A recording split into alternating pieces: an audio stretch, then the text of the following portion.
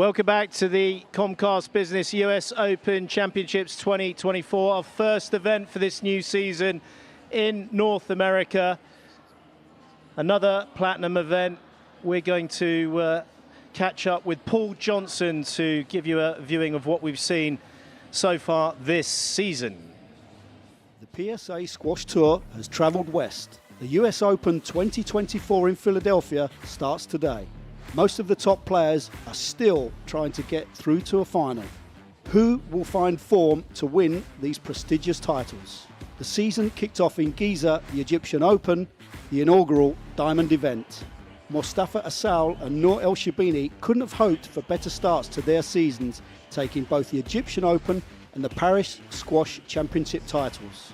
The rest of the draw needed to improve their game to challenge this dominance. In the men's, Diego Elias was certainly up to the challenge, showing good form against Ali Farag in the Paris semi-finals. He then put on a near-perfect performance at the Q Terminal's Qatar Classic to reclaim his title in Doha, overcoming both Ali Farag and Mostafa Asal in straight games. In the women's, both Nouron Gohar and Hania El Hammami pushed Nour El Shibini to 5 games. However, the Warrior Princess took her 3rd consecutive title of the season. The first gold event of the season took place in Silicon Valley, California, where Olivia Weaver and Joel Makin claimed the titles. Weaver took a decisive victory over Satomi Watanabe, and Makin was victorious after a grueling 80-minute match against Yusuf Solomon. Makin only dropped 1 game throughout the whole tournament. Who will dethrone the Warrior Princess? Will Olivia Weaver maintain form and rise to the occasion on home soil and in front of her hometown crowd? Will Ali Farag, the world #1, claim his first title of the season? Many questions soon to be answered.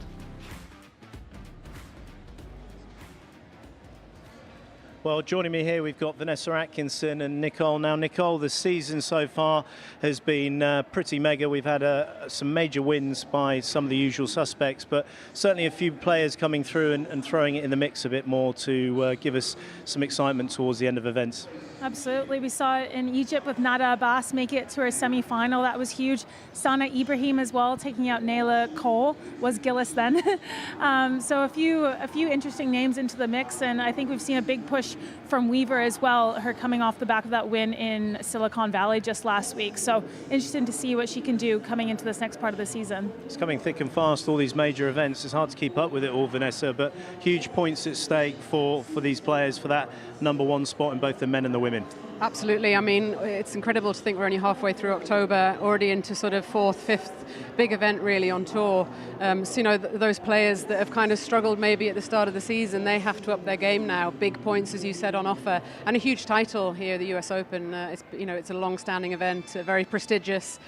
So, you know, everyone's here, everyone wants that title. Well, the US Open, which is the biggest event on the home soil here in the States for all those players. The Ireland Spectre Centre, Nicole, it's an unbelievable facility with the 2 glass courts back to back, so it gives those lower ranked players a bit more opportunity to get in the mix, get on the glass court and get used to kind of the conditions here. Yeah, it does. Especially, you see, like you said, usually in these tournaments there's only 1 glass court, and so the lower ranked players, they have to play at least 2 matches on the back, and then it's a big shift when you're playing someone in the top 10 they're so experienced already on the glass. It just furthers the difference even more. So a big opportunity for them, especially as well the home crowd, the home favorites, them getting to play, like Spencer Lovejoy. We're going to see him today. Big opportunity for them. And Vanessa, I mean, the first time you've been here, isn't it, in the Ireland Spectre Centre? It's pretty special. You've got Nick Taylor, who's the national coach here. He's got his whole family here, just kind of living at the complex nearly. Yeah, I mean, I think they're moving next week. That's a big move. Obviously had his whole academy set up in Boston. I'm sure he'll be looking to do something here, something special, and get lots of new players playing and get these courts used at this massive centre. But it's very impressive when I came in here. Well, what's more impressive at the moment is the rivalry that is going on with Nour El Shibini and Gohar. Can they make it their 10th major final in a row?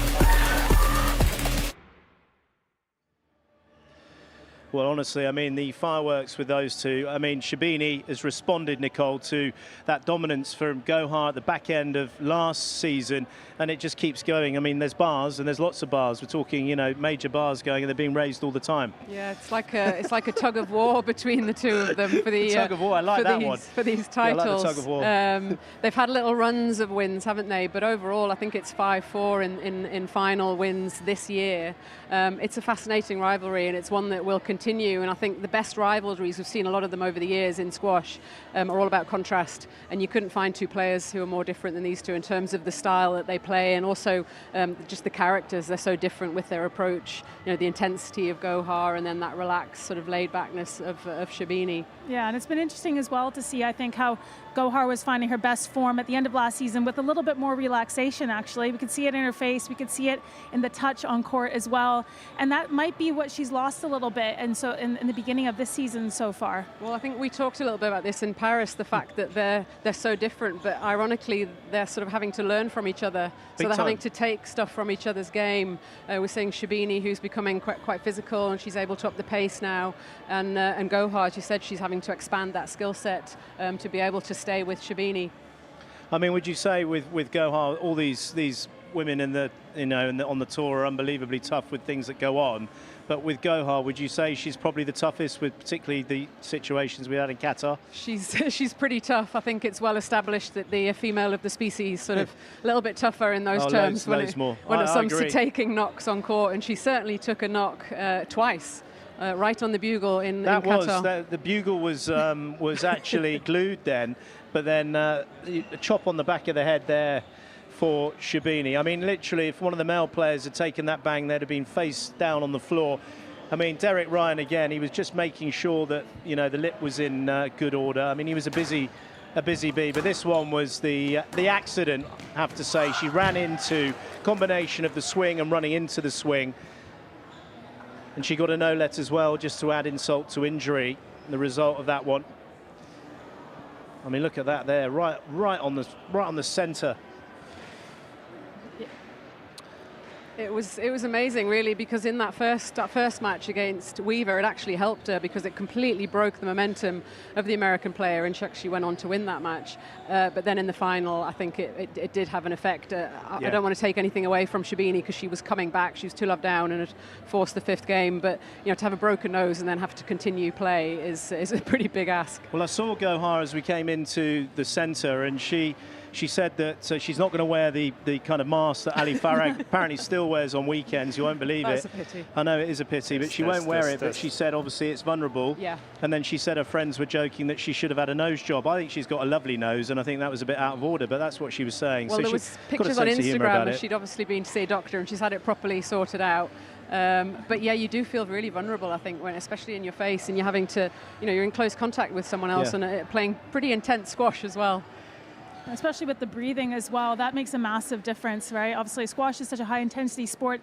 You're actually going to be breathing more out of your mouth most of the time, but not being able to get nose or air through your nose, that's significant. Yeah. I mean, it could just be one bang on the back, but let's hope that things are good for Gohar and she shows us the quality that we've seen. Now, Diego Elias in the men, he had this battle royale that we'll talk about a bit later on in Paris. This was the World Championships where really we didn't expect this. You know, this came out of nowhere. I mean, he's in that top fold, but the way he went through, took out Ali Farag, I keep saying it, this is probably worth a couple of World Championships.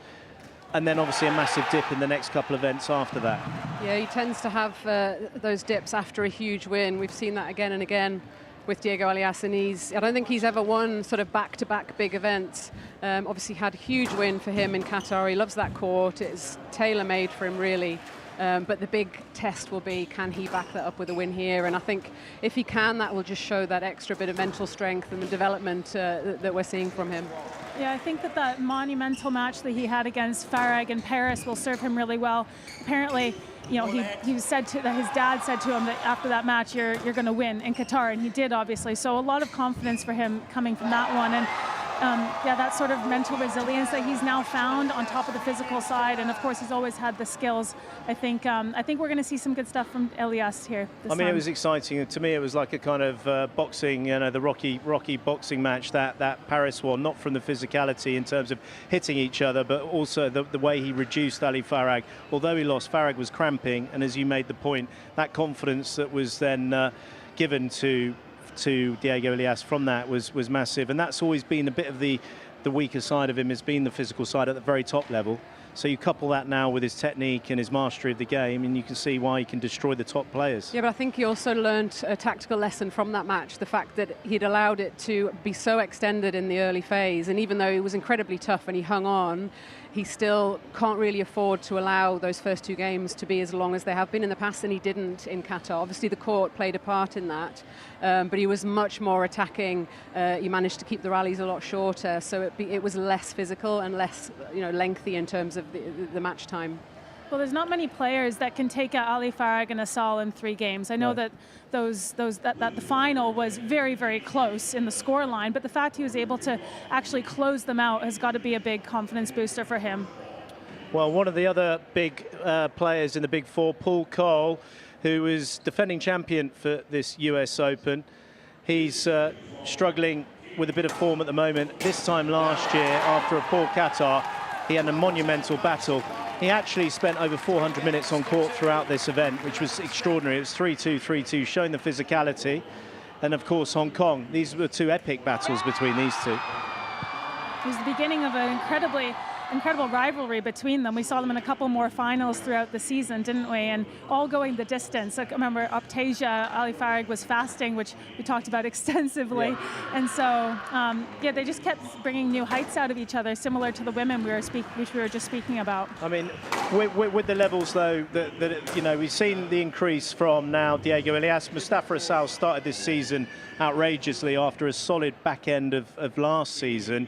Ali Farag's always been in the mix. I mean, the bar has been, back to the bar analogy again. I do absolutely love the bar. What you said something else. What was it you said? Tug of war. Tug of war, which is very, I love that one as well. So a tug of war and a bar raising is going on with the men.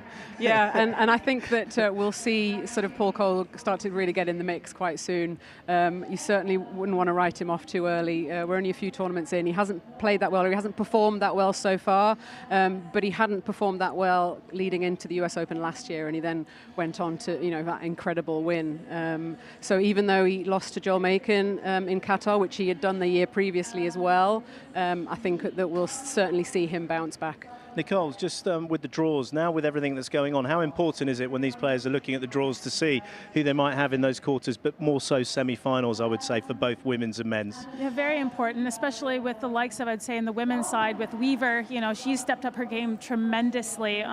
She's always had the skills, but now the physical side is becoming a super strength for her, similar to what Gillis/Coll now has done. So, yeah, very interesting, and especially the first round matches. They're so competitive now. You have to be on your game right from the get-go. Well, Vanessa, this is your favourite part as we look at the World Tour Finals standings, which we're going to reiterate. Now, this doesn't include Silicon Valley. We've got to update that, which will actually be very useful points for those finalists, and particularly Olivia Weaver, who took that title quite brilliantly. It was Satomi Watanabe that she beat in the final. But, it's obviously the qualification, which is automatic for anyone that wins a diamond. There are 2, so the other one's the British Open at the end. Do like the diamond event status. How do you feel about that one?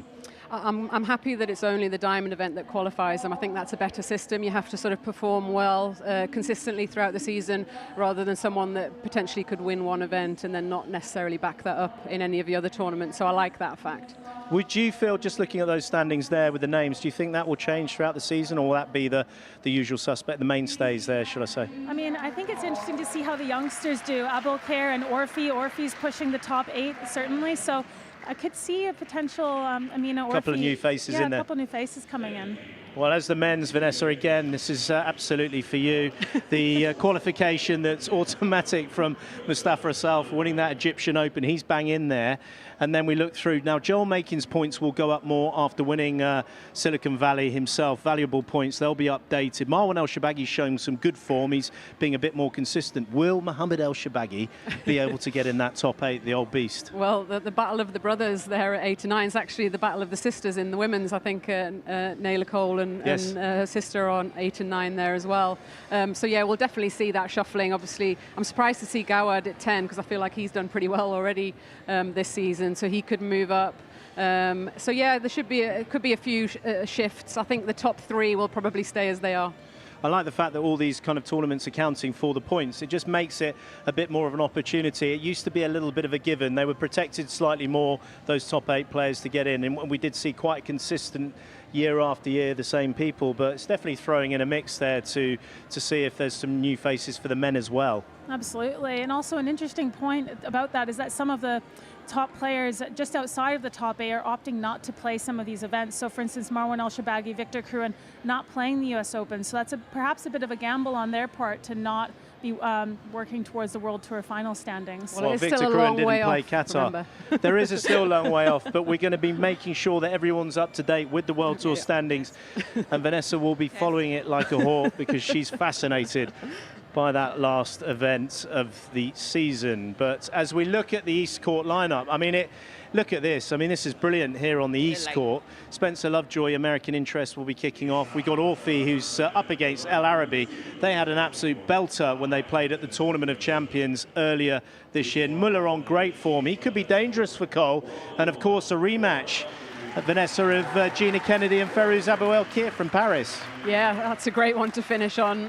Possibly not for Kennedy. She won't have been too excited, or maybe she would have been to try and get her revenge because she wouldn't have been happy with that loss against Aboelkheir. But she is a tricky customer, particularly for a player like Kennedy. But she'll be very ready for that, I'm sure, and adjust the tactics perhaps. As we look at the West Court for the lineup coming up for you. All the courts here are named on a compass. So Noor El Shabini, Jasmine Hutton, they're kicking off and we got big names there with obviously Ali Farag, Mezen Hisham, Salim Khan, who's got the wild card. So some good US interest, and obviously Olivia Weaver. All eyes on Olivia Weaver after such a great result at Silicon Valley. Absolutely. Weaver, I've talked about her a lot so far. I mean, she hasn't really had much time off between that win, a couple of hard matches in there, but she's in tremendous form, and I think she's going to be really pumped to perform here on home soil. Brilliant. Well, we're getting it underway. Then players are knocking up. I might head off to the South Court to see what's happening there, but watch the action on the East and West. Should be a fantastic day for this US Open.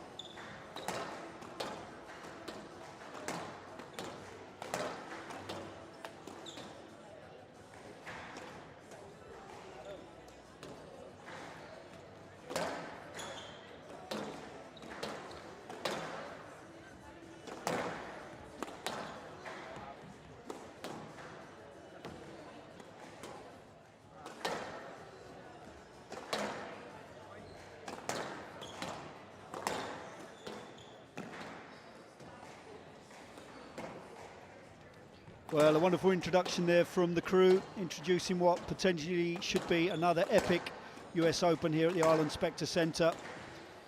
And no better way to get it started than the home favourite Spencer Lovejoy taking on Patrick Rooney of the United Kingdom. Wonderful opportunity for these two players to get some extensive points. Half time. Start building their quest to climb up those ranks. And here we have Spencer Lovejoy, 26 years of age now. Lovejoy, highest world rank.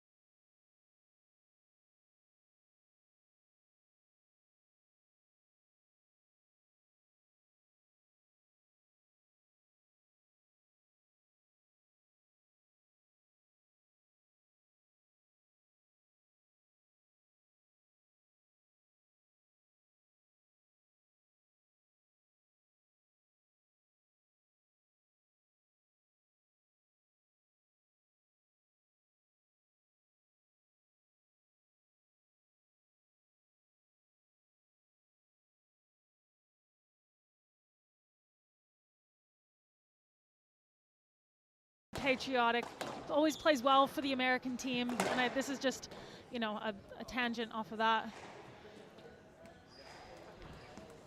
Yeah, he certainly saw Spencer a couple of weeks ago actually doing some pretty extensive workouts in the gym there, and Bridget here, the team physio, strength and conditioning coach, doing a very good job with the players there, and they certainly know a way around a gym, Nicole. That's for sure. Yeah, Bridget, the strength and conditioning coach, she's been very enthusiastic and very thorough with her approach. All the players that work with her seem to really like her. Also, one thing to note is that the U.S. players seem to have been pretty injury-free as well. So strength and conditioning must be doing their job, good right? Things. Yeah, exactly right. Exactly right. It's always something you have to look at.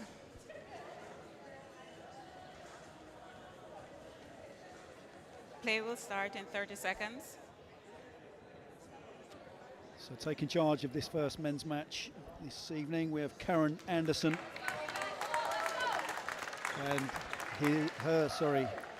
video assistant will be Andrea Santamaria.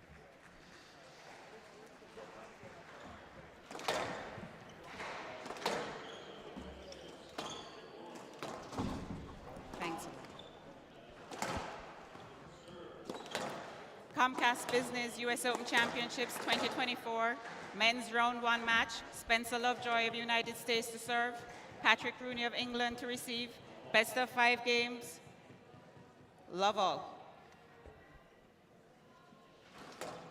Spencer Lovejoy gets this first match of the US Open underway on the East Court here.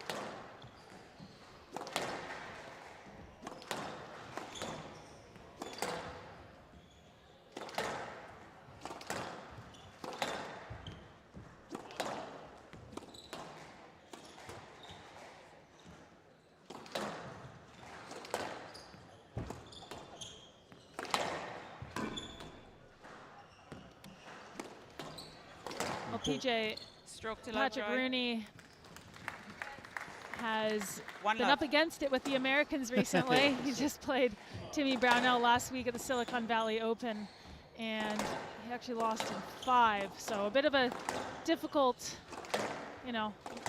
difficult encounter for him. Always tough playing these Americans on home soil. Not up. Hand out. 1-all.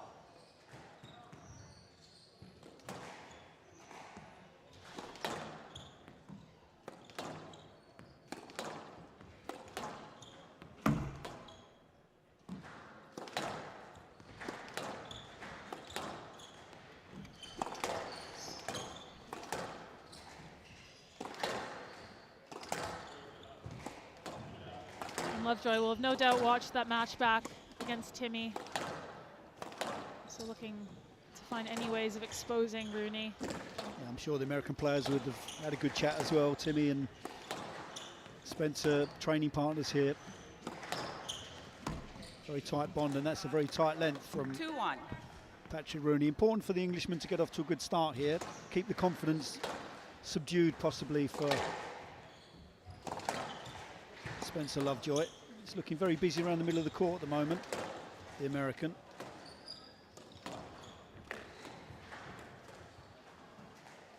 Rooney had a bit of time out with an injury as well. He was playing really well, and then I actually don't know what the injury was, but he was off the tour for some time.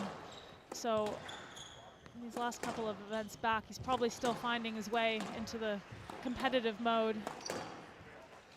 Down. Hand out. 2-all.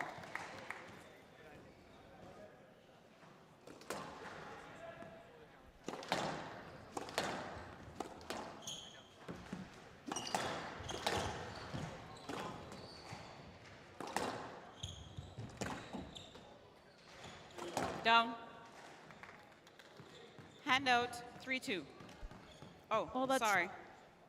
2 forehand tins from 3-2. pretty comfortable positions from Rooney. A few signs of nerves perhaps early on.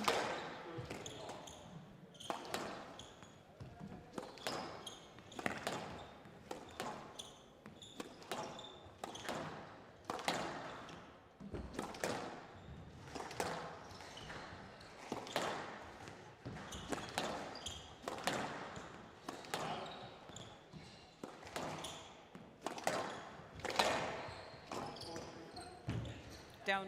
It's tidy work from Spencer Lovejoy there, whipping in the forehand boast. 4-2. And it is a confident start from the American.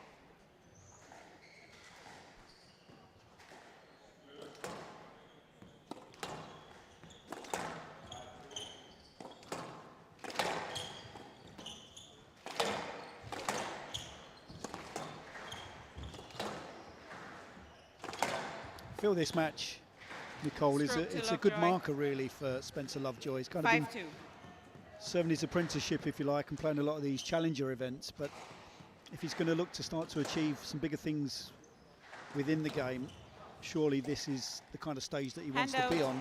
3-5. And it will give a good sense of exactly where he's at in relation to from a level standpoint.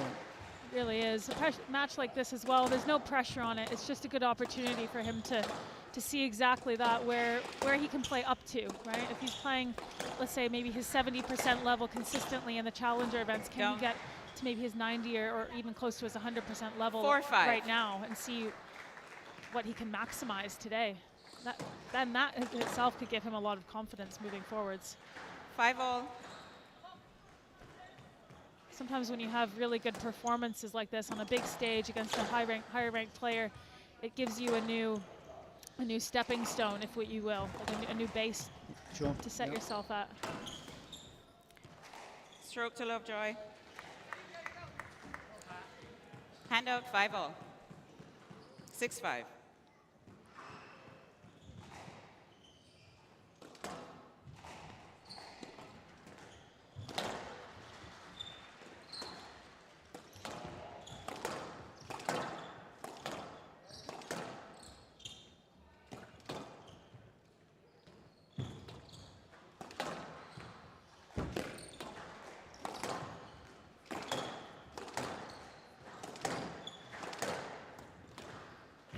Up. Yeah, it's well played through the middle of the court. Good strength. Strings gone for change Patrick of racket, Rooney. broken strings, Mr. Rooney.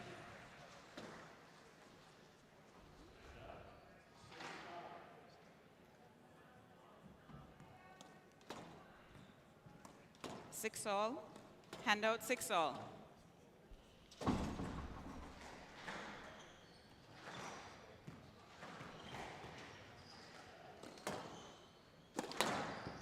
We've just had it confirmed, Nicole. You were referencing the timeout for Patrick Rooney, and we've had it confirmed from one of our senior staff members who hasn't actually made it across to the US for this US Open, unfortunately. Apparently, from January to August this year, Rooney was out with a stress fracture in the ankle. So that's nasty. That'll do it. I'd like to send a big shout out to Mr. Connor Sheen, who'll be sitting indoors, probably holding one of his little chippers, watching a bit of Squash TV. So thanks for the info, Connor. Well, that's a long time out. And that means that Rooney will have had to have made some serious adaptations to his training as well, because that's not an acute, sudden injury, is it? A stress fracture that's come on because of probably overtraining and over time. So it's not like you've just rolled over someone's ankle there and tripped over and unfortunately had an ankle sprain. That'll have taken some time to obviously to heal, but then also he'll have had to gone back and look at his training. Rebuilding, yeah.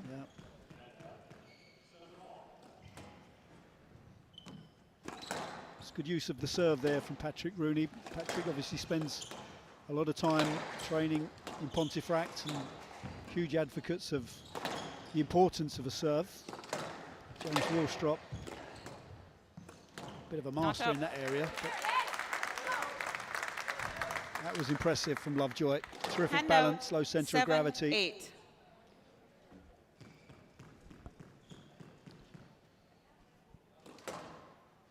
It's a very well contested first game. It absolutely is. This is really the test for Lovejoy. An error like that, a stroke to the middle, just overcomplicating it slightly. And this is where you typically see the higher ranked players start to pull away. No let. It's got to be worth a review, possibly. Pardon? No, it's not. Well, he's not reviewed if he's that confident. I felt we set off the wrong way initially though here, Nicole, and then didn't really know where the drop was. Agreed. In that area. My first reaction was no let as well. 3 game balls for the Englishman, just to enable himself to settle down after what was a little bit of a shaky start.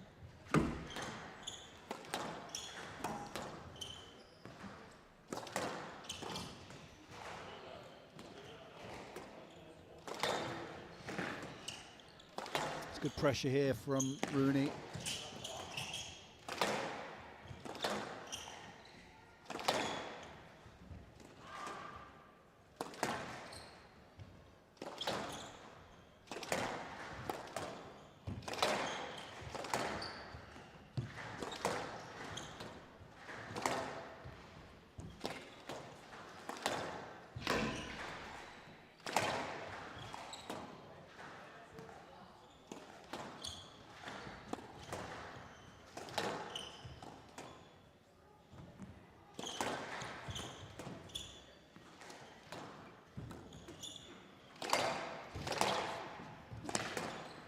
Down. Oh, he's got off the hook there.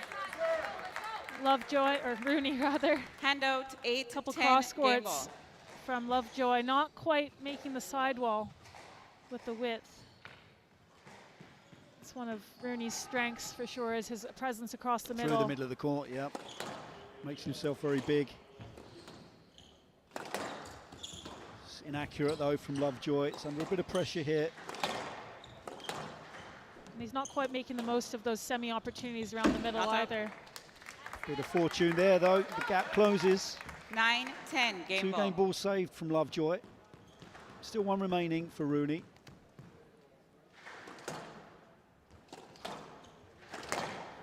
Oh, that's terrific. Furious through the middle of the court 10 there. all. A player must win Hard by low 2 cross points. court kill on the volley. Such a difficult shot to retrieve, bouncing twice before the short line. Well, there's a busyness about Spencer Lovejoy now. There is, and you can see the tempo from Rooney's gone up as well. He's really hunting the ball across the middle, even more so now. Taking balls on the half volley when he can. Down. Oh, that's wild. I mean, that's the inexperience though. Handout. He's played brilliantly 11, to get back to 10 game all, ball. making life difficult for Rooney, but to give a boast away from that area on the court, it's just a little bit careless, you'd have to say, from Rooney. Sorry, Not from up. Lovejoy, and he's paid the price. 12-10, game to Rooney. Rooney Terrific leads 1 back game end to from love. Lovejoy, but 2 poor shots in the tie break. Rooney marches off. Slightly relieved with the English coach, Stuart Crawford. Just 12 minutes in the first game. Patrick Rooney of England leading Lovejoy by 1 game to love. It was neck and neck through till 6 all. Both players figuring out the court, trading blows and punches, but then it was the higher ranked Rooney who pulled away to a 10-7 lead. Good fight back from the American. Managed to save 3 game balls, but then just a bit of inexperience towards the end. And Rooney just found a way to close it out in quick fire fashion.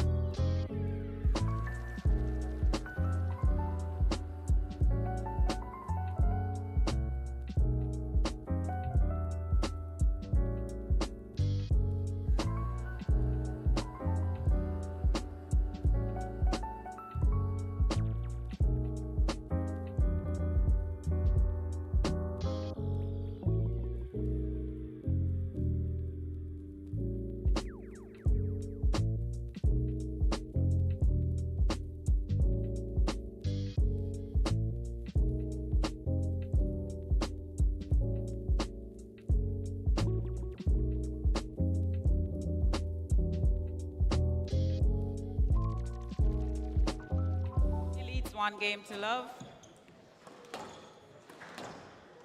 Love all.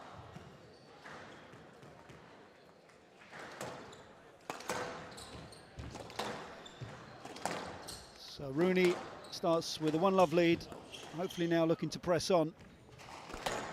Stroke to Rooney. Just needs to settle down a little bit here for 1 me, love. Nicole. He's obviously very busy through the middle of the court, but if you look No. at where the shots finish from Lovejoy, 2 love. it's a little bit inaccurate, I feel. You know, the movement around the middle of the court Ball. all looks hyper and busy, and Hand that's a out. bit of a gift. 1, That'll 2. be 20 court sprints for Rooney, but the length's just falling short from the American. He's not quite getting the Englishman into the back of the court or Down. the extremes of the court. Agreed. Especially when he gets 2-all. chances to create more pressure, perhaps not an outright winning opportunity, but around the middle, but just chances to really, like you said, extend the court for Rooney. Yeah. It's just falling flat, or it's going through the middle, and it's kind of in no man's land. Down. Yeah. And he got off the hook a couple times 3-2. earlier in that first game because of perhaps just a few first match nerves, first game nerves rather, for the Englishman. But it's not going to get away with those. It's good timing for the security just to walk through the back of the court there, making sure everybody's safe, and we've got 2 of them. Just keeping keeping a the close squash eye, yeah. hooligans in line. Yeah.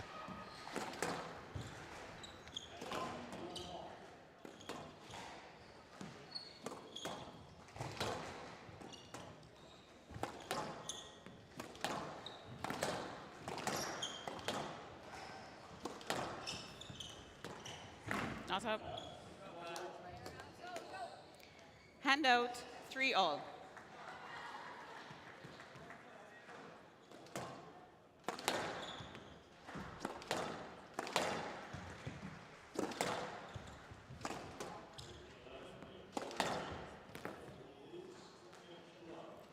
Four, 3.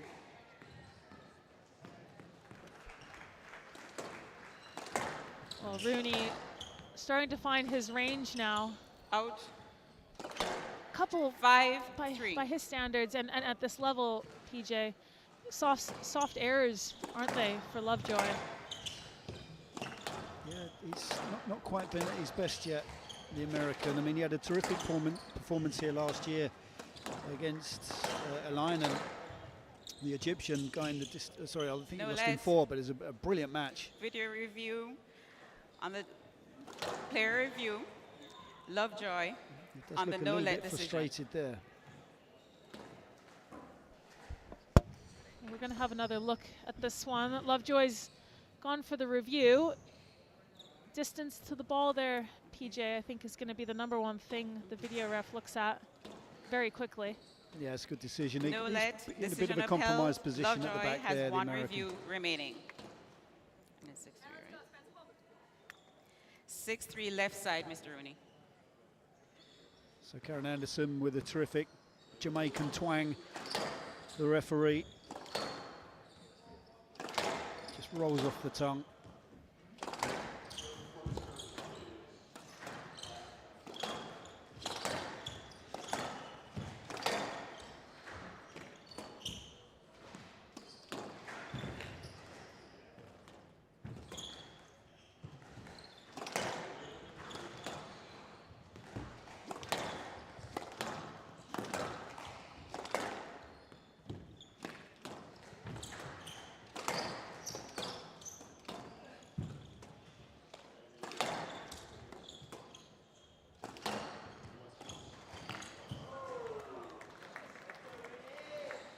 Seven, 3. Lovely bit of trickery from Rooney. But again, PJ, just as you said, that's being hit from mid-court. That's from in front of the service box. Yeah, I mean, if we spend just the next couple of rallies, just watch where the shots are landing from Spencer Lovejoy. He's not finding anywhere near the extremes of the court. It's through the middle. It's loose. It's a bit better there. He's now getting the Englishman behind him, but it's not often enough. It's not consistent enough. And now, for me, the Englishman looks really comfortable and in control of proceedings. And these cross courts from Lovejoy just getting picked off left, right, and center.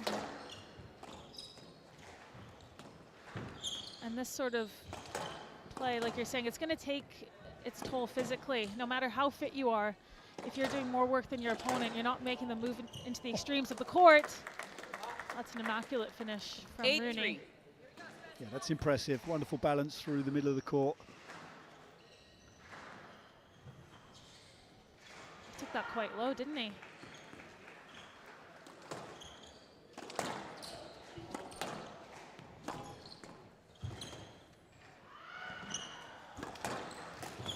Down. He's got away with it there. Hand out. Lovejoy. 4-8. It's becoming increasingly evident that Lovejoy is intent on hitting cross courts. He doesn't want to keep it too straight with Rooney, but with someone that's so prolific around the middle, so good at volleying like the Englishman, you've got to be hitting your width, don't you?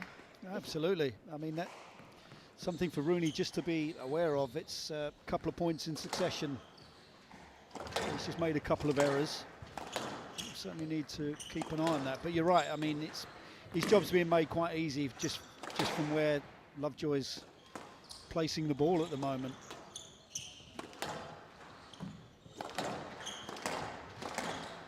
What do you feel a solution could be for the American, Nicole, in a situation like that? Is it a case of exaggerating your width? Is it overhitting your length? Does he need more height? Down. A little bit of all of those? A little bit of all of them.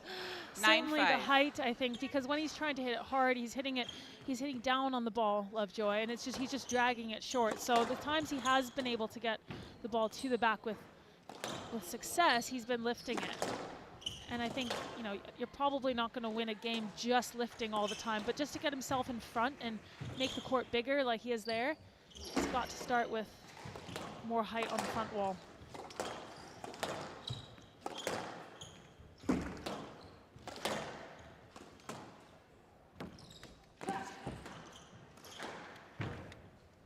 Thank you. Well, it's good to see. Oh. It was good. It was very good. No, it wasn't. He's good.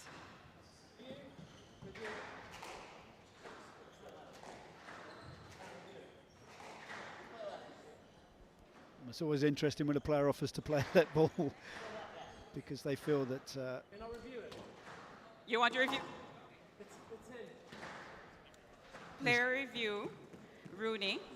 I'm not sure that on the good decision. That's what you're Rooney asking can for, correct? review for a tin decision. You want to review on the tin. It's the pickup. He's on the left front. Front left-hand corner. He stopped quite quickly, but Yeah. going to get Rooney, another look Mr. at this. Rooney.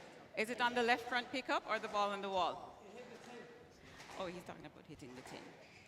Well, Rooney's adamant that it's hit the tin. Meanwhile, Spencer Lovejoy is willing to play a let. We're going to play a let. We thought, because we can't check the tin, okay? Which the ref So has agreed it with. is 9-5. Just have a look Rooney here. serving That from the right. looks like it's just clipped the top of the tin to me, PJ. Yeah, it did, yeah. I mean, he was right there, Rooney, as well, as this comes in. Yeah, it's just clipped.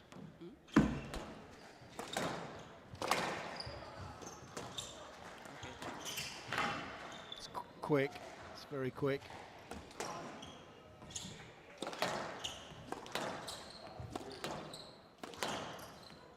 It's better pressure. It's better. Damage was done with the length, though, wasn't it? Managed to get Rooney deep in that back left-hand corner there, scrambling, scurrying. 6-9. Just enough on the cross-court drop.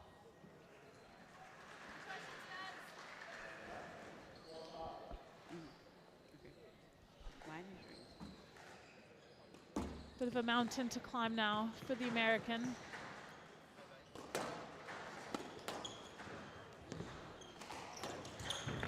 Down. 7-9.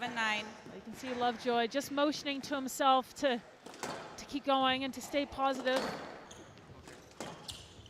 Just for the viewers out there, the score is actually 7-9 on the scoreboard.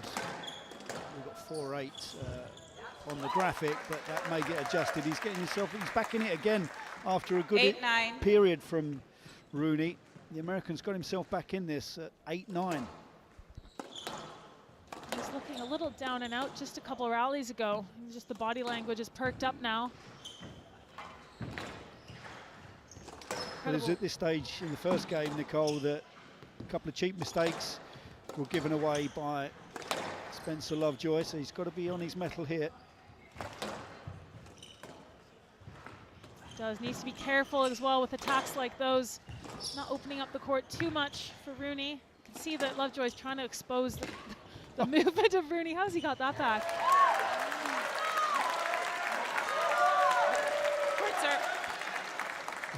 He's certainly trying his best to get the crowd going here. Service, Spencer Lovejoy, terrific movement.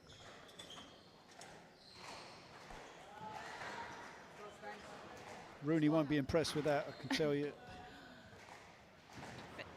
Thank you. It was looking pretty comfortable for Rooney. Thanks a lot. He was commanding the middle of the court, and then just as you started talking about the length, PJ, it's 9 like all left. Spencer Lovejoy had you in his ear or something. And Must have done, yeah. he just And decided. we can see from the scoreline it was a fairly extensive lead for the Englishman.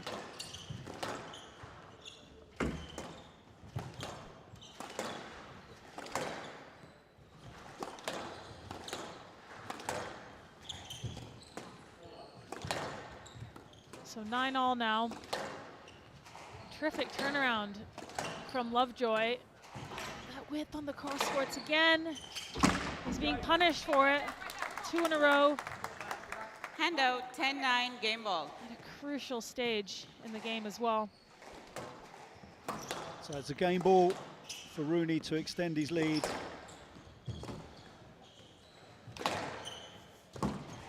It's trouble. Yeah, it's terrific. That's better width from Lovejoy. He's actually done well to volley this off of the back 10 wall. all. A He's player up there must very win by 2 quickly. points. And that's tough. Rooney possibly just starting to feel this physically, Nicole. You're looking at the body language, the chest. He's heaving. Absolutely. There's a couple movements as well. That's just sailed out of court. 11-10, game ball. So it's a tie break in which Spencer Lovejoy now has his first game ball to equalise. Stage shorts are finally bouncing up from left-hand corner. Scores 1 all in games. That's quite bizarre 1 game all. as he storms off the court. Tie break in the second game, 12-10 in favour of Spencer Lovejoy. The American levels up now. We're equal at 1 game apiece. Well, it looked as though Rooney was going to run away with the second game. Got off to a really good start, was commanding the middle of the court, which is massively his strength zone. But then Spencer Lovejoy found a better length, perked up his body language, and managed to expose the movement of the Englishman. And held his nerve towards the end, managed to close that one out in a tie break. And we are tied at 1 game apiece.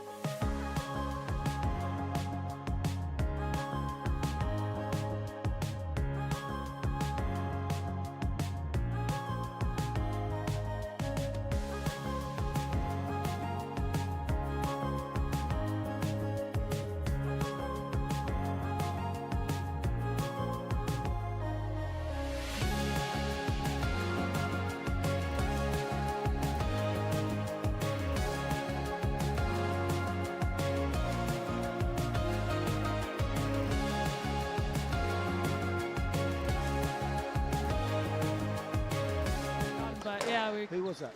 Gail Ramsey Oh, at okay, Princeton. Yeah, of course. Yeah, So 1 all in games. struggled on court. Lovejoy to serve. But, Love all.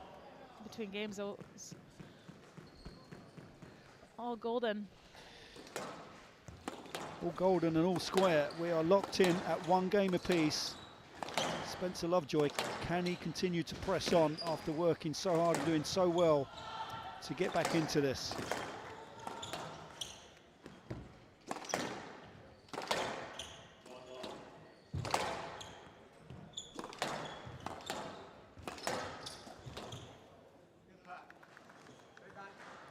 Handout, one love.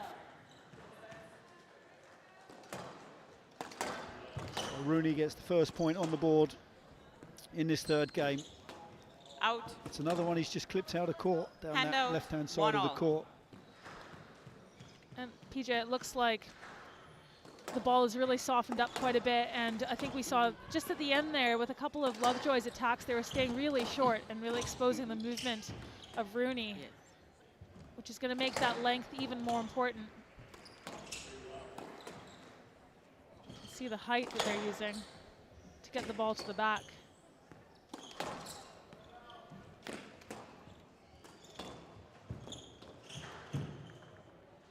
Yes, lad.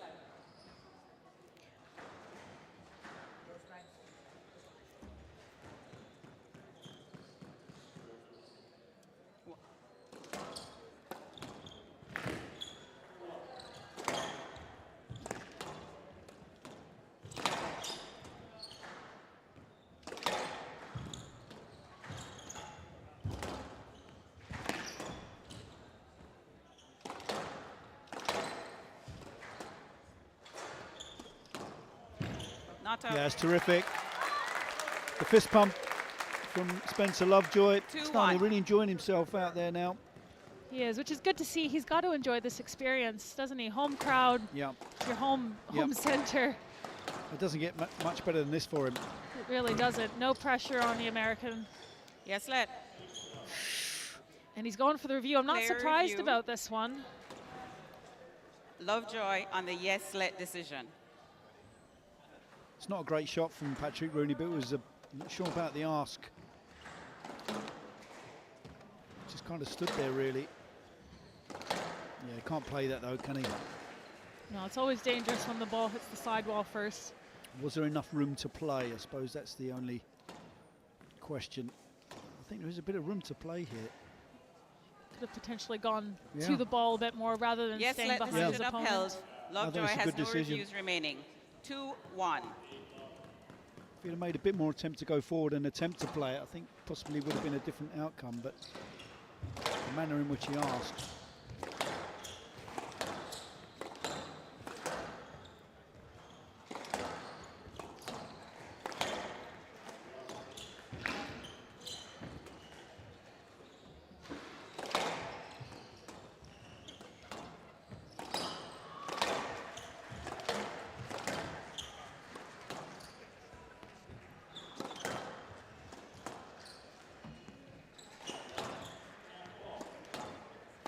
Down.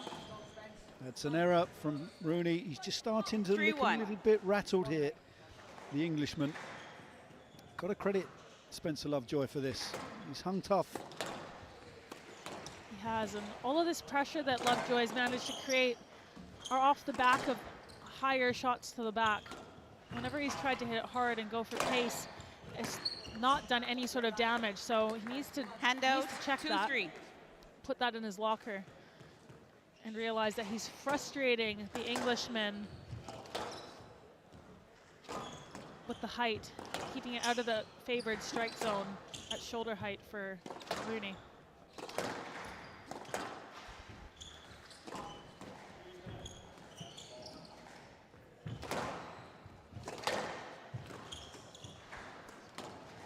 Not out.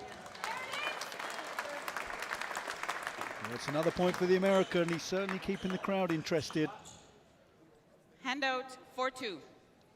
PJ, I think as well that this softer ball and these slightly cool conditions in here are going to favor Lovejoy as well, because I think out of the two, he's the quicker, and also I would say that his touch isn't necessarily his strong suit. So having the colder ball is going to help that. It's going to help the ball stay a little bit shorter. Handout, Yeah, we've seen that in the 3-4. past couple of events, actually. And it was very apparent in Qatar, where movement does become on these colder courts such an important part and factor.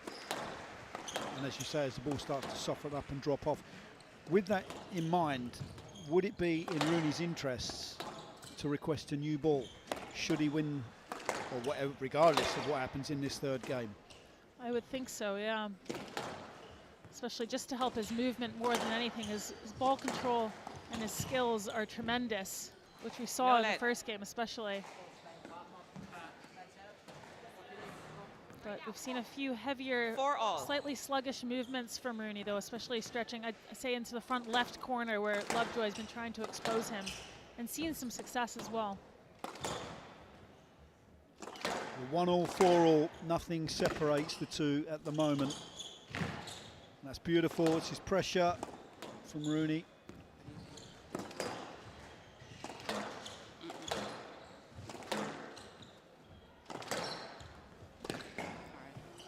Down. Yeah, straight to the towel box. Bit of a time right to box. just regroup, possibly. Pretty ambitious option to go for, leaning back on the left foot.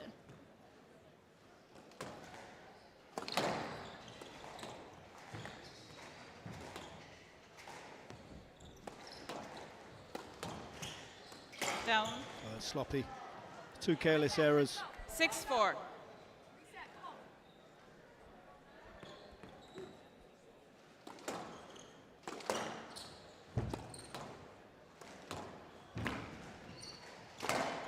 Yeah, it's the backhand drop again for Lovejoy. Hand out, Combination 5-6. for him. Slightly more dead ball is serving him really well now as we progress into this third game.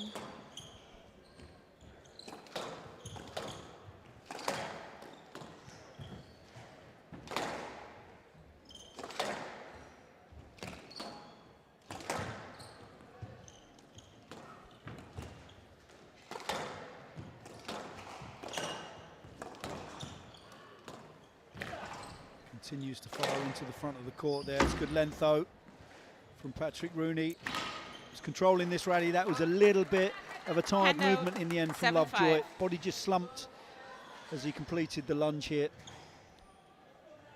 Something to note as well is that Lovejoy's had to put in a lot of work to get to this point, right? Earlier in the match when he wasn't hitting his length targets, he was doing a lot more work than Rooney. So although he's in a pretty good position score-wise, he was probably feeling it physically by this point. Yeah, absolutely.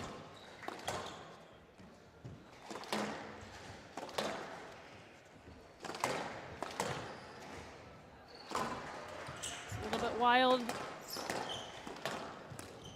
Oh, it's one off the frame. It's just a little bit scrappy through the middle of the court. He's a little bit untidy there from both players, really. Certainly get some weird bounces in that front left-hand corner. You can see the floorboard. Oh, talk about a weird bounce. It was right on QPJ. 8-5. Check this out. Lob goes up from Rooney. Oh, and just bounces straight Bounces straight up off the back wall. He'll take it, along with a 3-point lead now.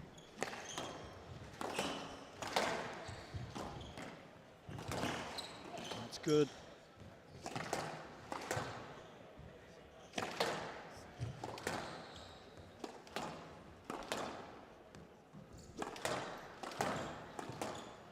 Out. Wheels coming off slightly 9-5. now from the American.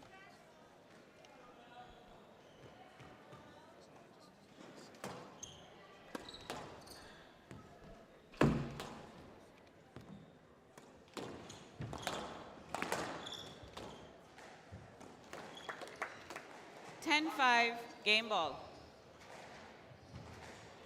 5 game balls now for Rooney. So as you just there see Spencer Lovejoy just bending over double. He really is starting to feel this as we creep over the 40-minute mark.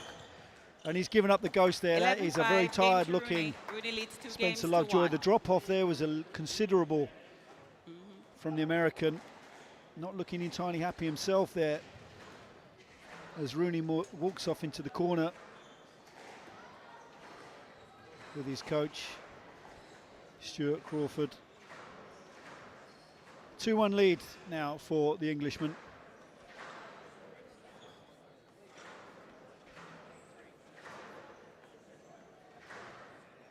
Well, credit to Rooney. He weathered the storm and the fight back from Spencer Lovejoy.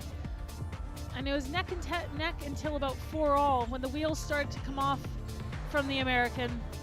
Started to lose his accuracy a bit. We saw a couple of tired errors and movements. And that just gave a little bit of fuel to Rooney, who just saw that opening in the door and pushed through. He's got himself a 2-1 lead here in Philadelphia. Play will resume.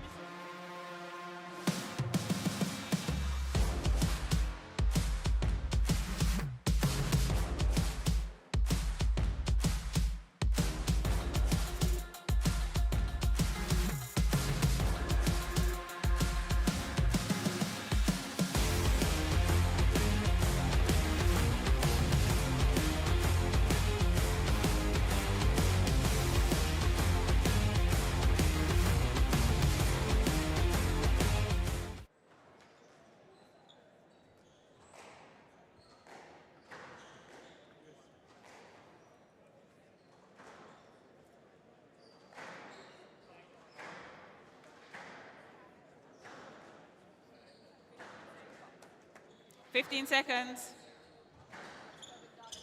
On court, Mr. Lovejoy.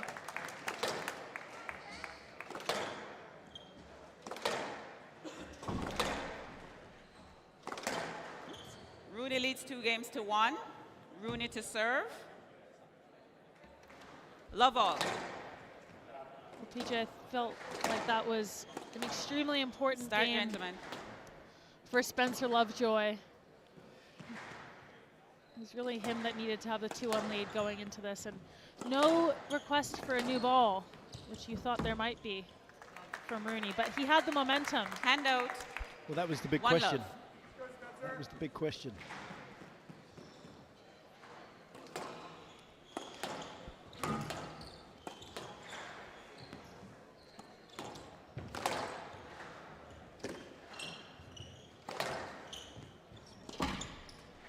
She's doing the damage with the length here, Patrick Rooney.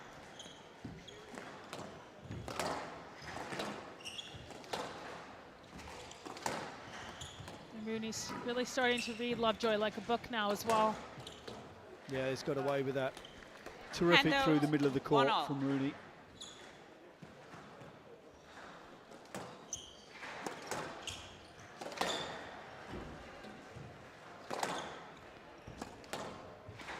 Down. Hand out. 2-1.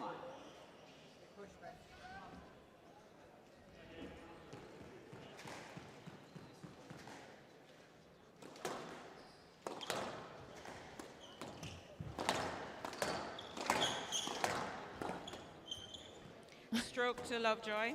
Well, we've had a couple of those quick fire exchanges around the middle. 3-1. A bit like badminton. Quick reaction volleys. Speedy. Yeah. Wonder if badminton would be good for your quick Reflexes. reactions. Yeah, definitely. Absolutely. You do need outrageous reflexes. Yeah, absolutely. Such a good sport to watch. Not as Hand good as out. squash, obviously. 2-3. This is true. As Rooney just starts to mount a bit of a comeback here after a good start from Spencer Lovejoy. Stroke to Rooney. 3-all.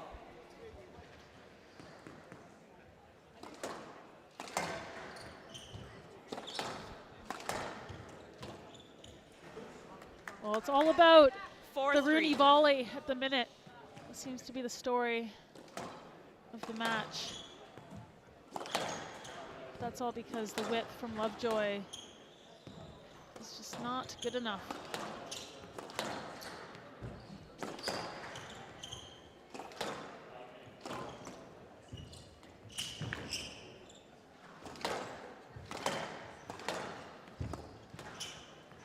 This is better from the American.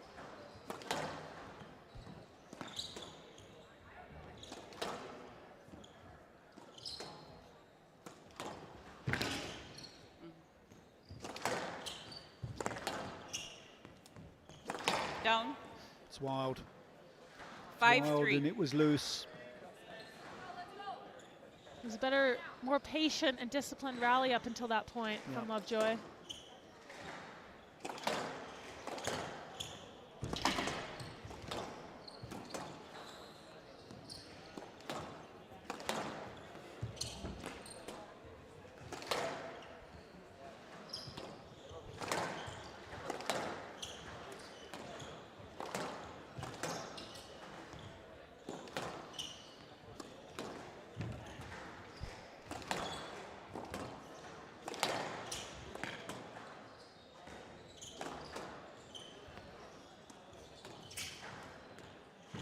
Down.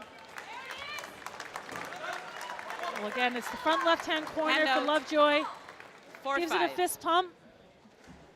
Desperately trying to inject more life and energy into this first round encounter.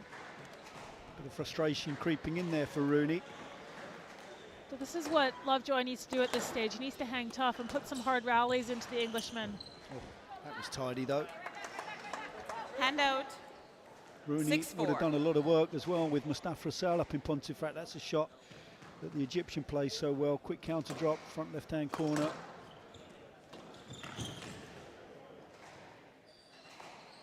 Yeah. Court service, please.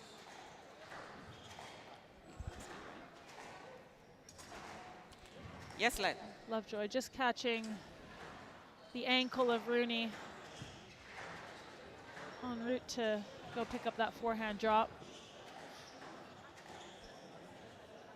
Just an accidental Thank bit you. of traffic. Right side. 6-4.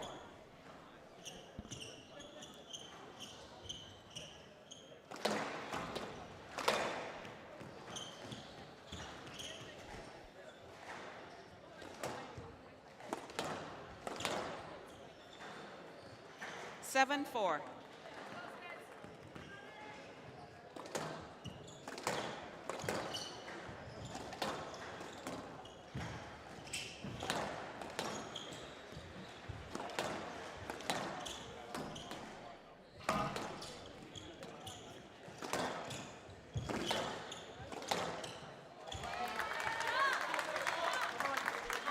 Hand Well, here out. goes the fist pump 5-7. from Lovejoy.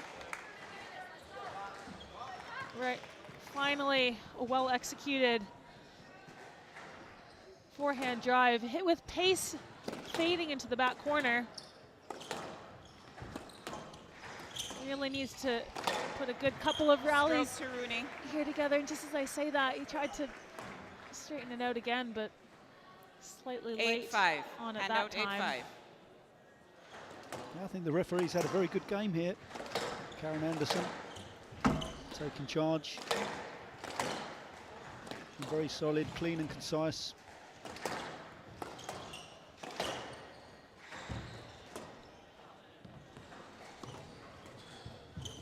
It's good use of height from Rooney. It's clever. Down. Too casual. That was Way soft. too Hand casual. out. Yeah. 6-8.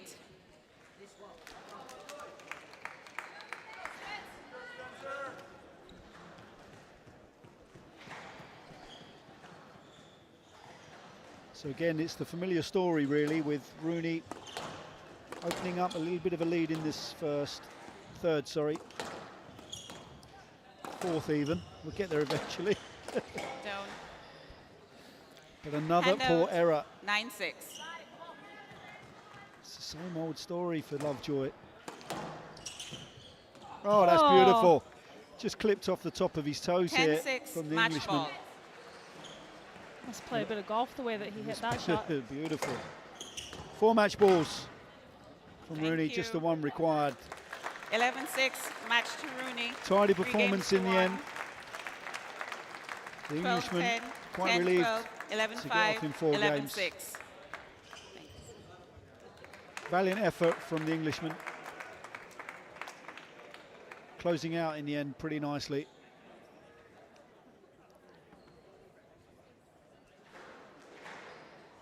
Got the job done in the end.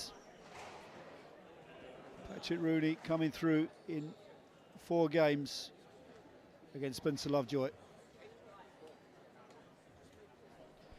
48 minutes as Rooney comes through.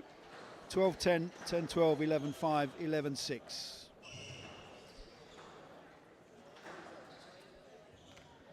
A couple of close first games there, which tied these guys up at 1 game apiece. But then it was Rooney who settled down, played the court better, adapted to the changing conditions throughout the match. Lovejoy not quite finding his length throughout the match, being forced to lift quite a bit, which when it worked, provided him some opportunities, but really came down to the immaculate length hitting from Rooney and his prowess around the middle. And he'll be, as PJ said, relieved to get off in 4 games.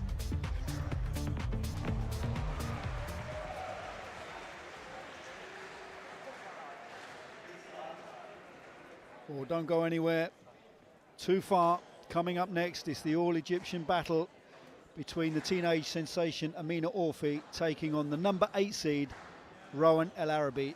The ladies are courtside and will be on to court within a couple of minutes' time.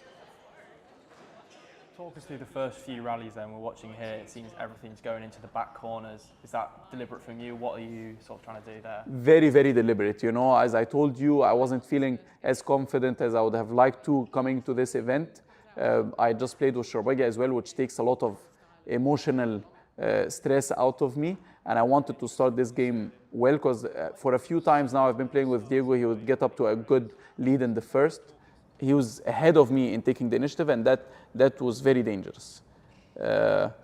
Again, here, you know, a tentative drop shot because I'm not 1 love up. I'm a little nervous, but I think the intent and the idea is good.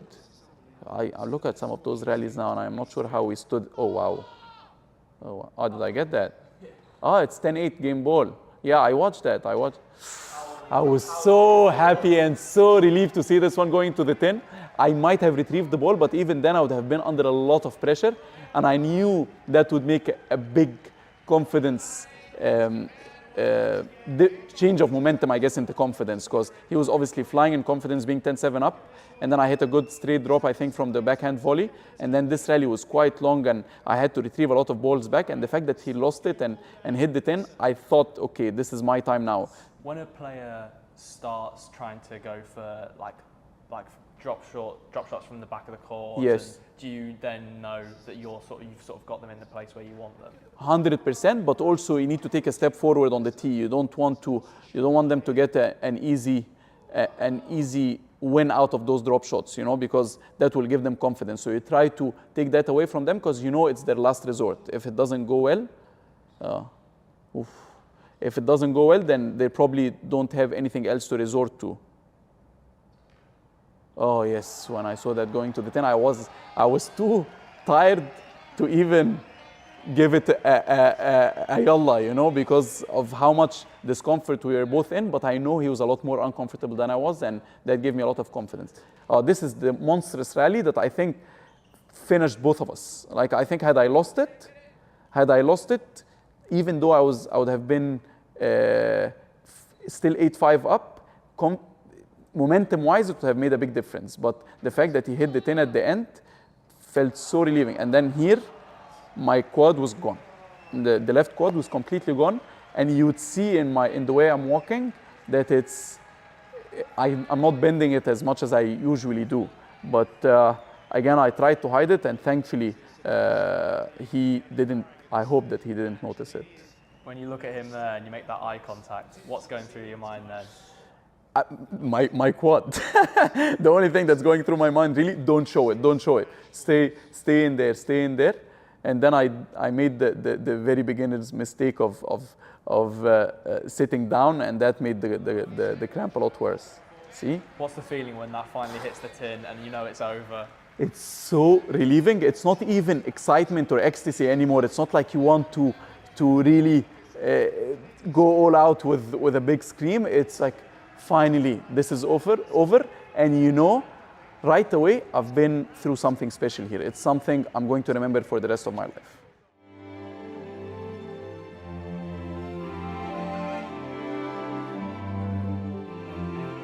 Paul, the mark of a true champion is knowing how to fight through and get the victory when you do not have your best stuff. my goodness, he's going to get this. Oh, he's got it! Well, that is absolutely ferocious hitting from Rowan. Oh, that is an absolute screaming win from El Shabagi. Outrageous! That is outrageous! What a rally, what a last couple of rallies! It's on for Sophie. If it's on, it's on. She's taking it in.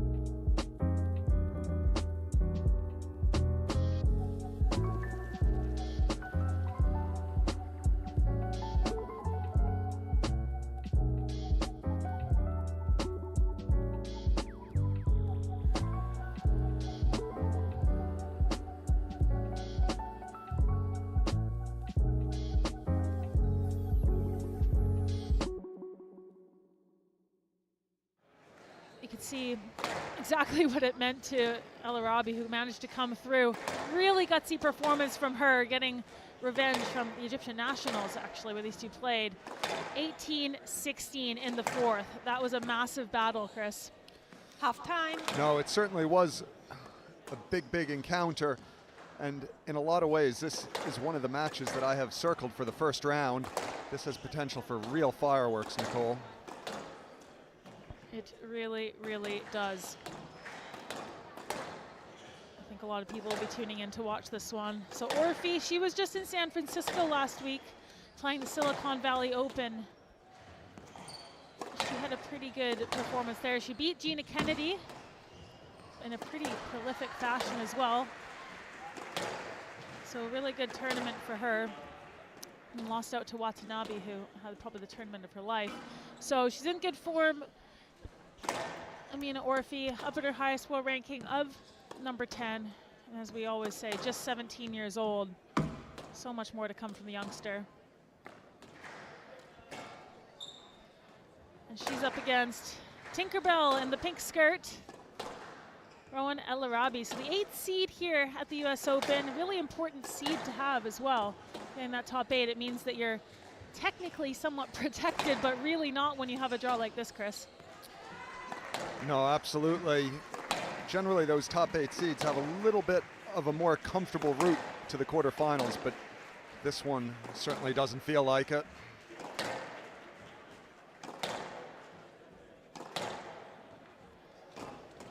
Well, as we just saw, these two have played before, but just the one time earlier in January at the Tournament of Champions, and it was Elaraby who got the win, 3-1. Certainly seemed as intense as a 5-gamer, though, that went right to the wire.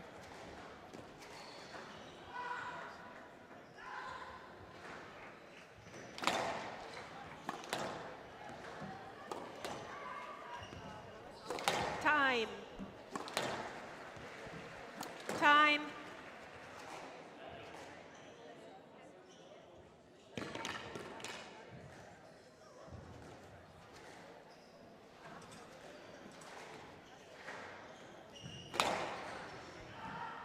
Well, it's Andrea Santamaria in the match referee seat.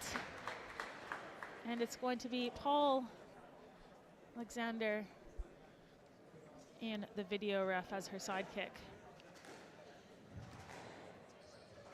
Well, there's Orfi with her dad. They spent a lot of time together last week in a similar position in Silicon Valley. As always, Starting 30 seconds. very intense with her. But at the end, there's always a lovely gesture, which I'm sure we're going to see any moment. There it is, the kiss on the forehead before she goes on to court. Play will start in 15 seconds. Comcast Business US Open Championships 2024 Women's Round 1 match. Rowan Elaraby of Egypt to serve. Amina Orfi of Egypt to receive. Best of 5 games. Love all. And we're off. It's Elaraby who kicks off this very enticing first round encounter. Stroke to Orfi. Yeah, this And feels now, much more deeper in the tournament than just a first round, Nicole. And especially as we saw Orfi work her way to the semifinals there of the net suite of the Silicon Valley last week, losing out to Watanabe. It just feels like she's played a lot of squash recently and we're actually deeper in the tournament. 2-love.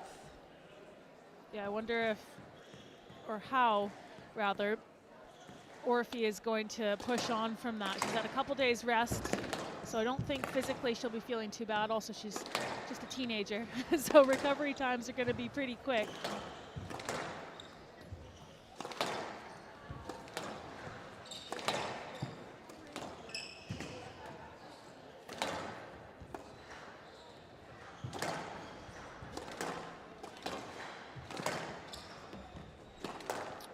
Well, I think for Orfi, after losing in that semi-final last week in Silicon Valley to Watanabe, she really wasn't happy with the result, and she will have really refocused the last couple of days, looking at a lot of video with her father, really reassessing what some of the tactics were. And I must say, even in that semi-final, right up until the very end when Watanabe won in the tiebreak, you thought the momentum could potentially switch if Orfi had found a way to win that tiebreak.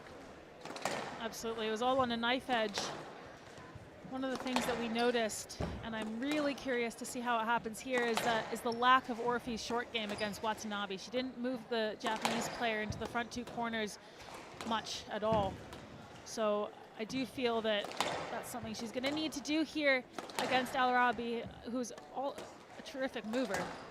But, you know, she's not going to have much success if she lets the older Egyptian tee off around the middle and just kind of bide her time and take her punches. No, absolutely. And I think in a lot of ways, psychologically, this is a little bit of an easier encounter for Orfi, even though it is an all-Egyptian battle. She's the lower seeded player. Elaraby is very well established inside the world top 10. So Orfi here with a little bit less to lose on paper, so she can really relax and let her arm go. I wonder if Orfi's ever been relaxed on court, even in a solo practice. It looks super intense. That is true. There is a lot of intensity there. I'll tell you where else there is a lot of intensity is in her dad's analysis of the match. He's always very intently watching all of her matches and even quite a lot of her practices. Yes, let's. Yeah, the attention to detail is second to none. 2-all. There's always a bit of a different dynamic as well when two Egyptians play each other. There's that extra bit of rivalry. It means a lot more. No, it sure does. They're playing for national pride. And I must say, with the number of Egyptians right up at the very top of this game, they're playing each other more often than not in these major events.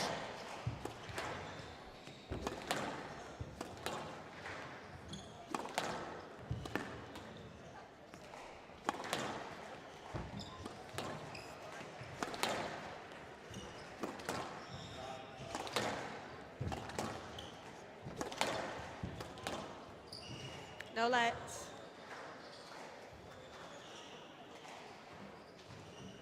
3-2.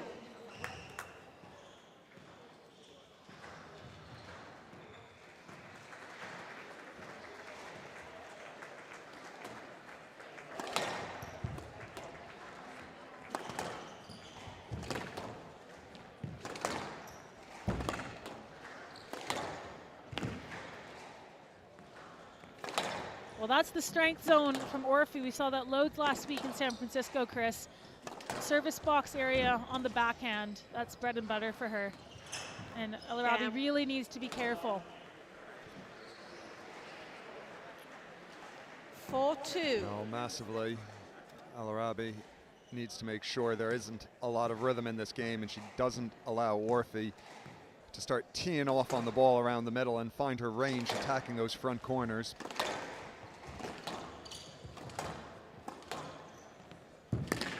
No, I didn't see anything wrong. Well, right on cue. That's exactly what we saw. And out. 3-4. The interesting thing about that is that Orfi doesn't square up to the front wall after she hits it. She plays her shot, but then she stays like that, and that's what causes that bit of interference.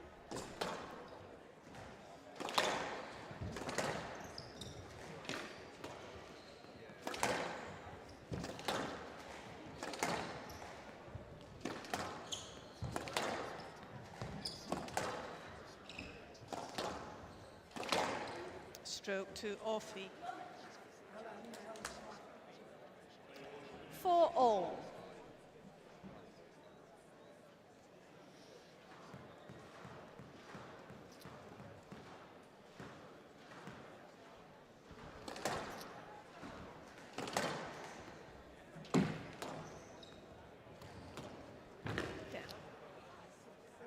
Well, Elaraby Hand out. 5-4. starting to look really aggressive in those front corners. When she's had any balls around the middle of the court or just in front of that short line, she's been very positive taking it in.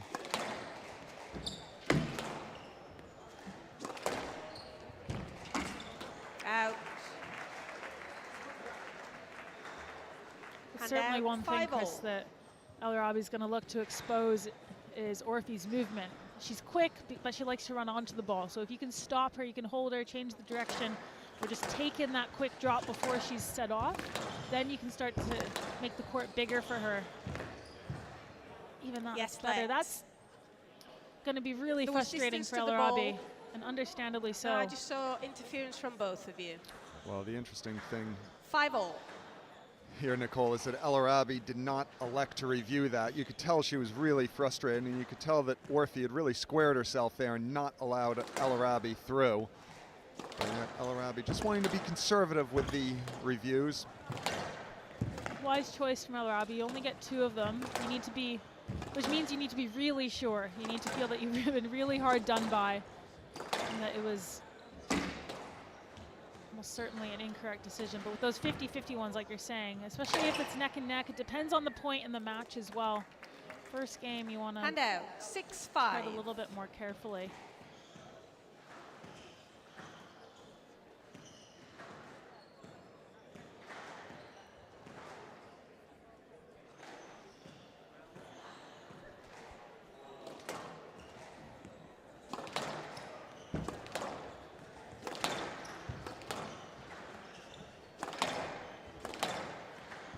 Good line from Elaraby. Got it. Oh, that's perfect width, though. The trademark fist clench from Orfi. that out. Look at the strength, Chris. Yeah, she's really powered into that front corner, whipped the ball across court. It's a great angle there, making sure she gets it into the side wall, away from the volley of Elaraby. So far, this is exactly what the doctor ordered, isn't it? Both these players trading points. 7-6. You can see Elaraby just shrugging the shoulders and letting out a big sigh there, trying to force herself to relax a little bit, let go of that pretty edgy error she just hit.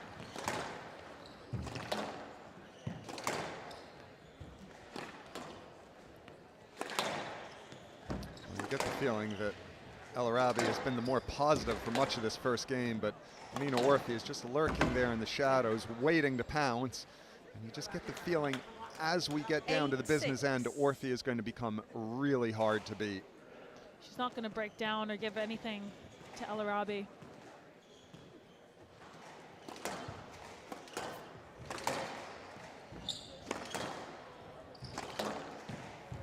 Stroke to Elaraby.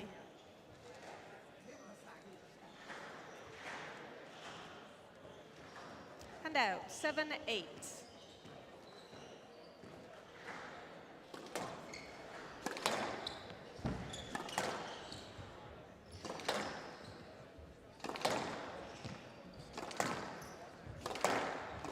See the tactic from Elaraby. She's looking to expose the forehand side of Orfi.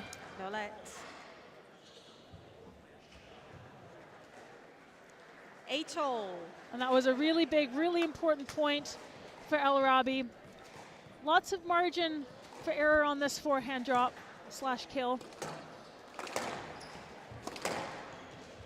Which means the length hitting is doing the damage and serving its purpose. You can just feel, Chris, the intensity's gone up another level in these last two rallies, just as you predicted. Oh, absolutely. Well, we're getting right into the danger zone here. It's a bit of an edgy error there from Orfi. You get the feeling that she's forced it a little bit here. She's normally very patient, Orfi. She doesn't try and go too aggressive too soon, but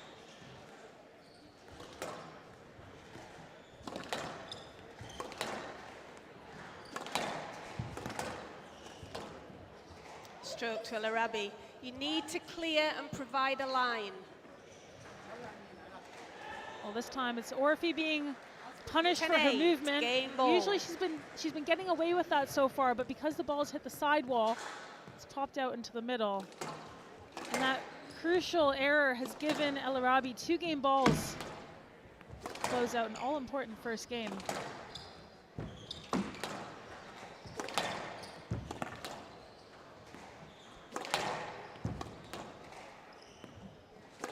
Orfi's really injecting pace along this backhand side wall.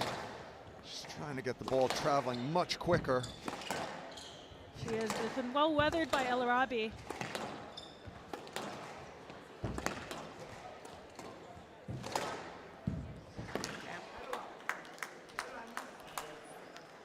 And out. Yeah, it was really powerful work from Orfi along that backhand side. She was really creating separation there. She sensed the ball was starting to die down and wanted to get Elaraby behind her.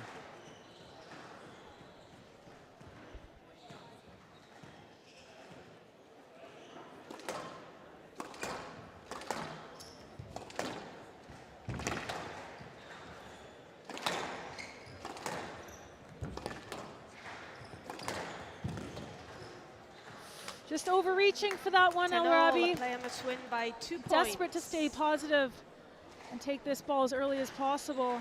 But just losing her balance, catching the sidewall, and we're tied now. Well, this has been very clever from Amina Orfi since she was 10-8 down. She started to inject pace, make it more difficult for Elaraby to control the ball into the front corners.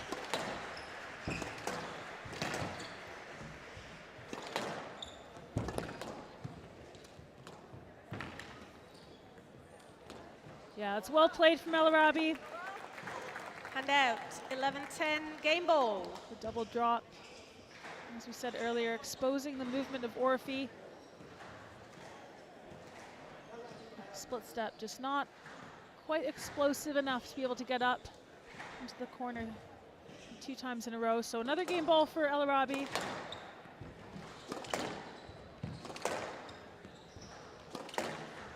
That's good width. Absolutely hammering that forehand side, and No, she's rewarded. 12-10. Immaculate dying length from Elaraby Elaraby. leads 1 game to love. Tactics clearly in order. Wasn't a comfortable first game for the elder Egyptian, but she managed to find a way through. So 14 minutes for the first game, and it's Elaraby, the number 8 seed, who leads by 1 game to love. Well, it was an edgy start here from Rowan Elaraby and Amina Orfi. Both of these heavyweights trading blows. Elaraby was more positive, attacking into the front corners, but Amina Orfi responded fantastically well. Elaraby had 2 game balls, and Amina Orfi saved both of them, but Elaraby took the initiative in the tiebreak and took the first game.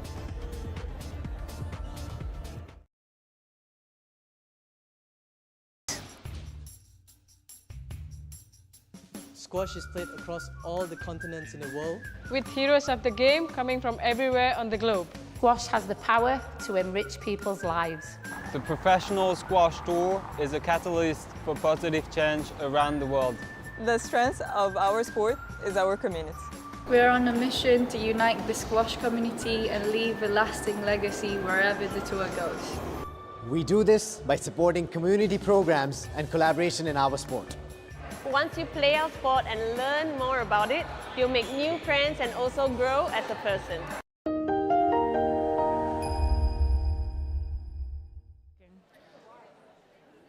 Well, there certainly is quite a lot riding on this match. Rowan Elaraby will not want to lose to the younger Egyptian, Amina Orfi, and obviously being a top 8 seed, there is that huge expectation from just a ranking management point of view with the points and the averages that she needs to get through to the quarterfinals to maintain her place in the world rankings. Love all.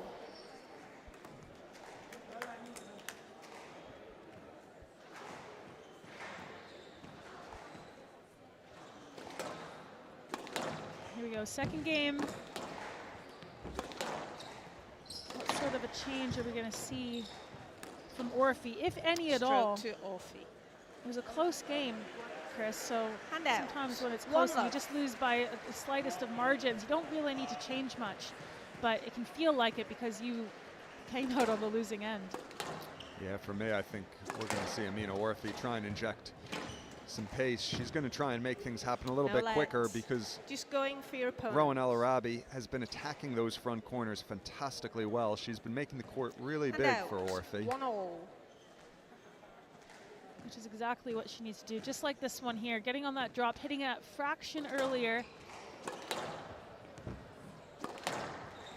Orfi has a habit as well in the front of going towards her opponent rather than towards the ball, and so if Elaraby can be consistent and accurate with her with her short attacks and keep them tight to the sidewall, make sure she doesn't clip the sidewall, then she's going to have a lot of reward.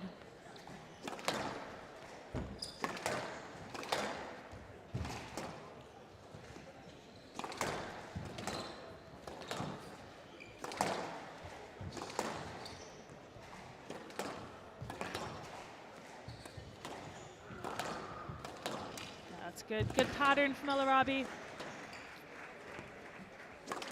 Yeah, there's really good variety in the game of Elaraby at the moment.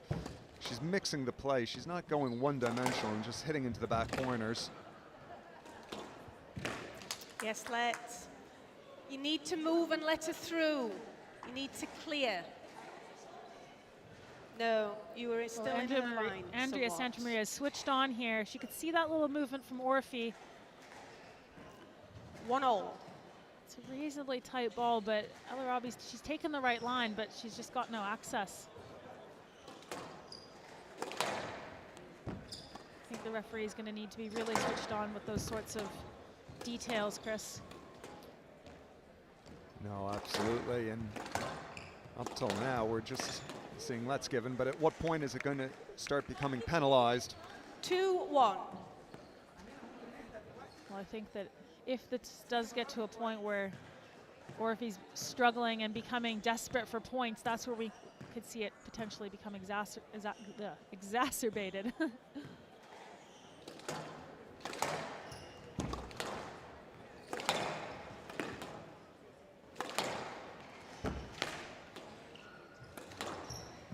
Stroke to Elaraby. Well, right on cue, Chris, just as you she said. She doesn't have access to the ball. You need to give her access. Well, and Amina Orfi is going to have to make a big adjustment here, because we can see Amina Orfi just clearing into the path of Rowan Elaraby. So a clear stroke, but there's going to need to be a tactical adjustment from the younger Egyptian, or else she's going to start giving away points quite easily.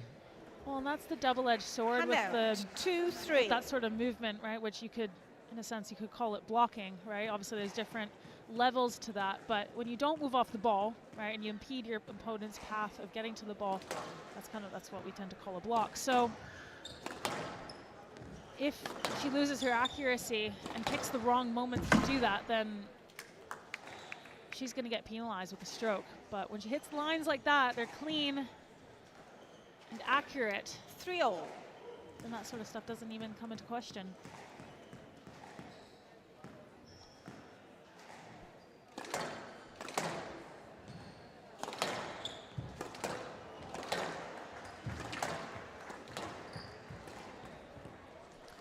Yeah, it's good movement there from Elaraby.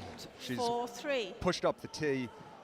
And what that means is it means she's going to get onto the front corners much quicker and take time away from Orfi. Lovely bit of variation as well.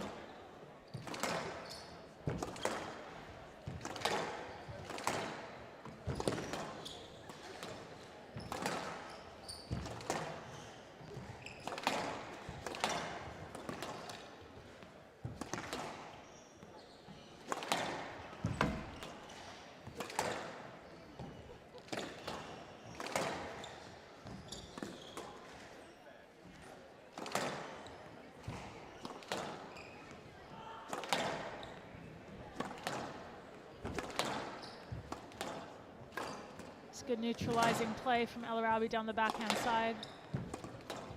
Doing a really good job of controlling and withstanding the barrage of power from Orfi, and that's exactly what she needs to do. She needs to withstand, stay positive, and then when that opportunity presents itself, 5-3.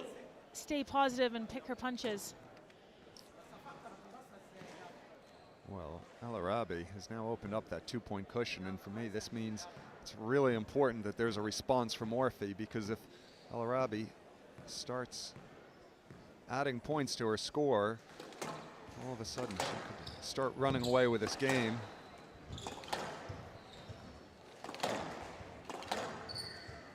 No let. Hand out, 4-5.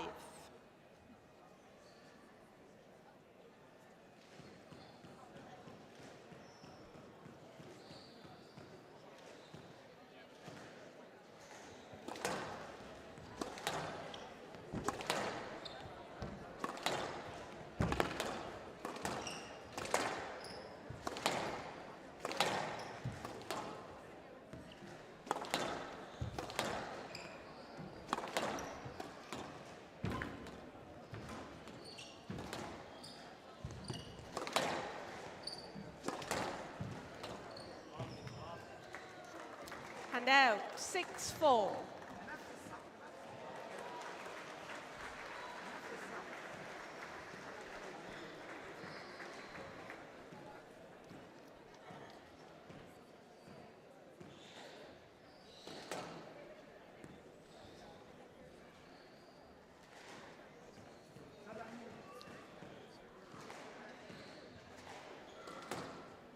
Well, Elaraby doing a fantastic job here, just keeping herself out in front of Orfi. And you just get the feeling that Elaraby has enough variety in her game that it's just sort of stupefying Orfi at the minute. Orfi's just playing far too one-dimensionally.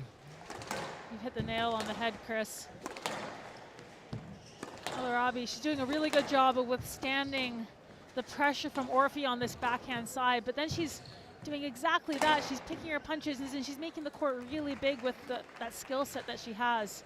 She's not afraid to hit the cross court and test out the movement and the forehand side of Orfi, which is not, well, she hits it hard on the forehand side of Orfi, but it's not her strength zone.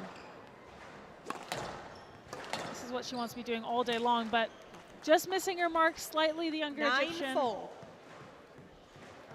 Cleaned up nicely by Elaraby.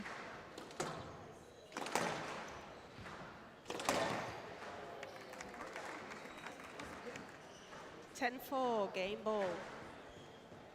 Well, 6 game balls for Elaraby. A much more comfortable game for her, the second one.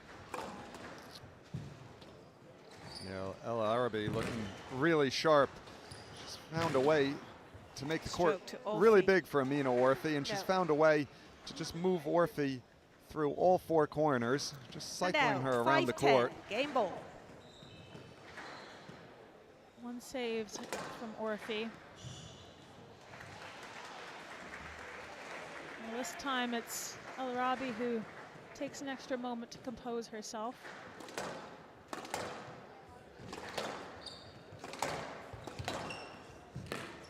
No let. Well, it's clever there from Orfi. She's made game ball. the line around her very, very long for Elaraby. Very subtle there, Nicole. Certainly was, but I think you deserve to get punished if you hit the ball right through the tee.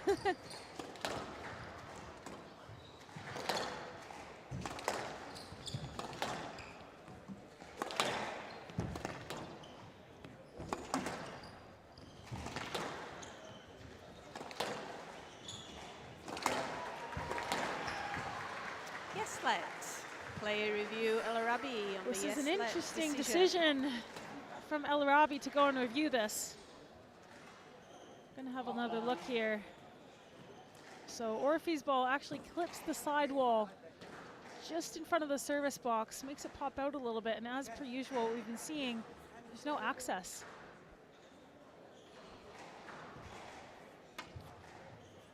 Yeah, I think this was worth reviewing for Elaraby. It's one of those where Orfi's gotten in the way. And it's been overturned. Elaraby has 2 reviews remaining. So a bit of a ballsy review game to for Elaraby. Elaraby Pays leads off 2 though. games to love. So you can see Orfi was penalized for her movement or lack thereof off the ball.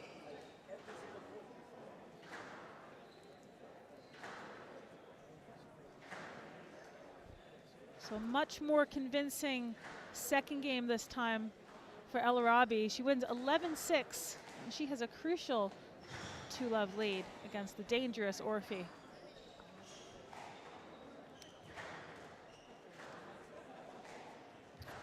Well, it was a fantastic start to the second game from Rowan Elaraby. She looked really sharp and made the court really big for Amina Orfi.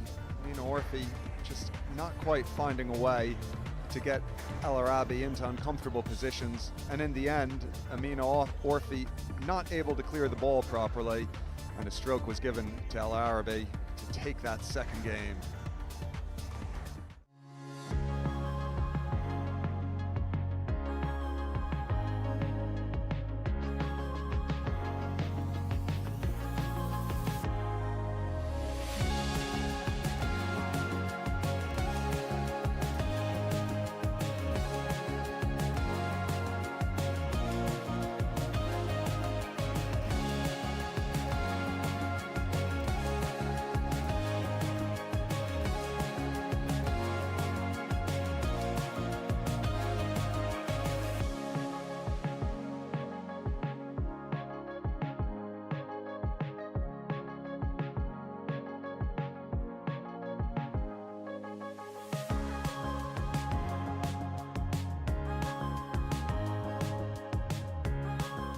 With Amina Orfi getting penalized for not giving Elaraby 15 good seconds. access to the ball, being able to play it in a flowing manner, and Elaraby taking full advantage. She made the court really big, put Orfi into some really uncomfortable positions in the front corners, and then finished her off in the back.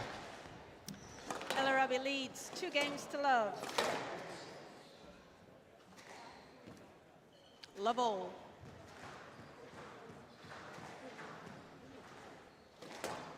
So a big response now needed from the younger Egyptian. So far, the adaptations and the changes in Orfi's game plan that we saw were an increase in pace, as you mentioned, Chris, and then also being a bit more aggressive with her movement off the ball, which ended up backfiring against her. So instead of trying to get that accuracy a little bit better with the short game, it was more about impeding access, I felt. Yeah, you just get the feeling there hasn't been much of a plan B from Amina Orfi. When she's hitting the ball hard and hitting it authoritatively into the back corners, she's getting a lot of success. But as soon as the bite comes off her hitting, it's just not as effective today.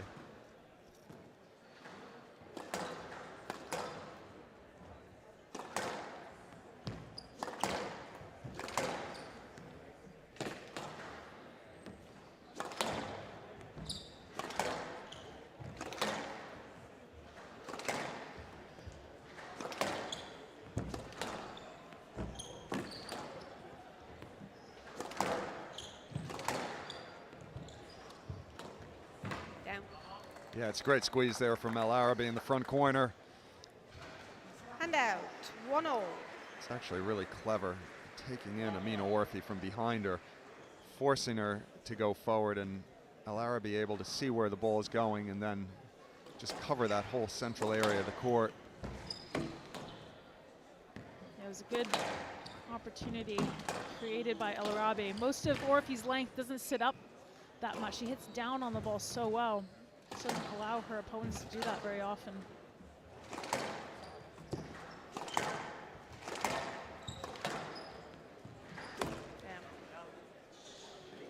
Another big squeeze from Elaraby in the back corner. 2-1. She's been really accurate today along that backhand side wall. We talk a lot about how much of a strength area the backhand side is for Orfi, but Elaraby, it's the same goes for her, to be honest. What she's been doing a really good job of is looking to expose that forehand side of Orfi, not letting her settle too much along the left side wall. Just as you see here, straightening out when she can.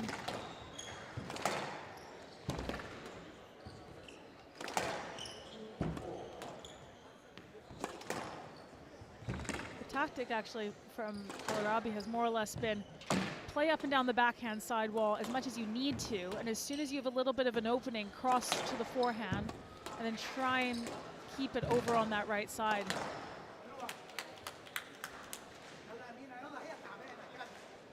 And it's been proving very effective. Are you okay, Miss Elaraby? Elaraby just getting winded a little bit there. We've seen how sturdy Orfi is on the ball. Oh, that's quite the impact. Certainly knocked the wind out of you. Mr. Orfi, if I see that you are coaching your player, I will have to use code of conduct, please. Coaching is not allowed. Well, at first I thought that Andrea Santamaria made a mistake and called Amina Orfi Mr. Orfi, but she was actually talking to her dad, who's sitting down there front row. It's always very animated and intense. So Andrea Santamaria just speaking to him, letting him know that he can't be making any sort of suggestions or coaching gestures, which is not allowed, of course, during a game.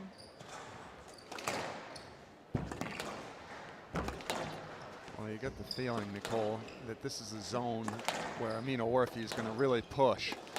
She'll be really displeased being in this two games to love hole. And she needs something here in the early stages of the third to kind of sink her teeth into to gain confidence. She's trying to find a way to rattle Elaraby. 2-all. Well, there he is, Mr. Orfi, looking as nervous as always.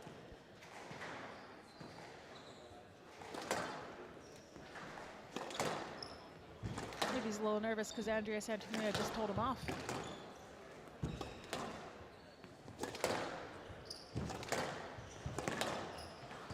Stroke to Elaraby. Well, it's coming thick and know, fast but now, you're Chris. not These clearing decisions and providing a line. You need to clear your shot better. are now becoming penalties. No, absolutely, and she needs to be really careful now, Orfi. 3-2. She's had a couple of these scenarios where these strokes have been given when she hasn't cleared the access to the ball.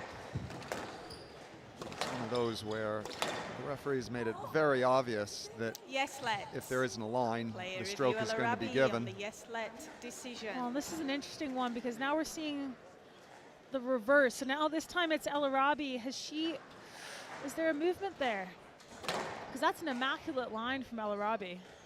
Yeah, I think Elaraby has a point reviewing this. You see there's actually very little contact.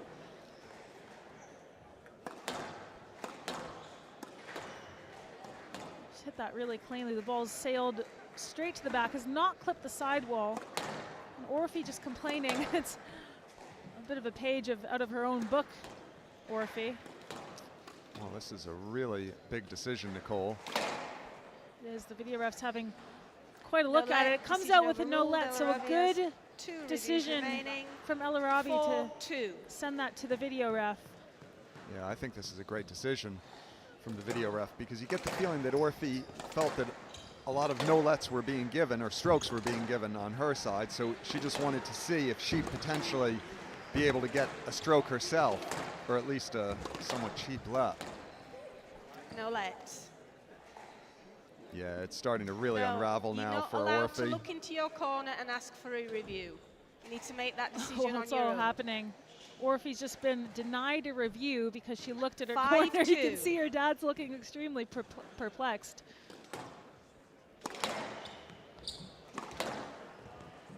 So just to clarify, Orfi has enough reviews, but was denied that. So now the momentum is really with Rowan Elaraby. You can see she's furiously bouncing the ball. Wants to crack on. Well, Elaraby now starting to really explore the front corners with all these stoppages as well. The ball will be starting to die down.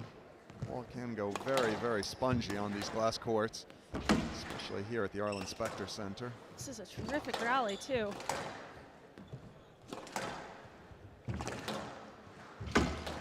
Jeez, look how the length quality has just increased a notch in this rally alone.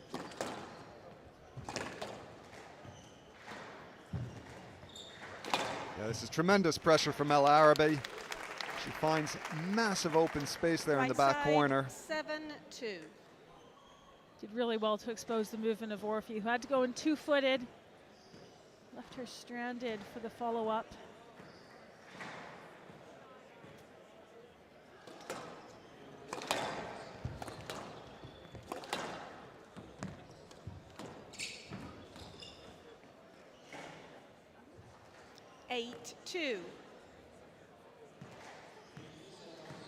Well, we were wondering, Chris, what sort of a response and change we would see from Orfi, and it's been more of the same, hasn't it? All credit to Elaraby, who's stuck true to her game plan, and she's made little changes here and there, but a big change was needed after that second game for Orfi, and we haven't seen it.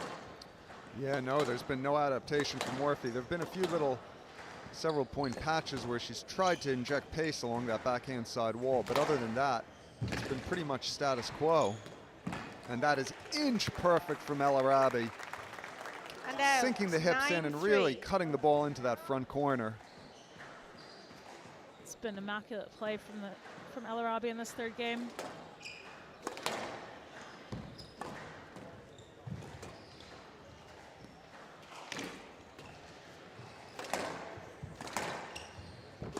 Down. 10-3. Well, Orfi completely out of ideas. 7 match balls for Rowan Elaraby to take out Amina Orfi, the world number 10, in 3 straight games.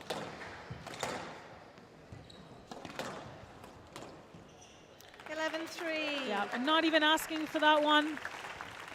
Match to Elaraby. 3 games to love. There's the handshake. 12-10. Rowan Elaraby 11-6. seals the deal, 3 games to love.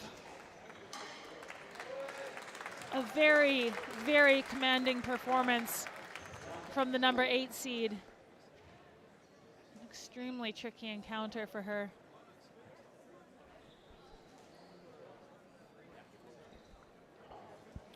Well, it was a tremendous performance from the number 8 seed Rowan Elaraby in the third game. She looked really sharp, taking the ball in very accurately. And Amina Orfi began to get severely punished by the referee for the lack of movement. And Rowan Elaraby took full control and calmly booked her spot in the second round.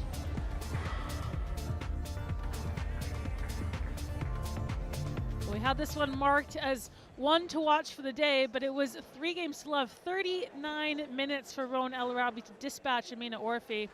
12-10, 11-6, and then 11-3. Well,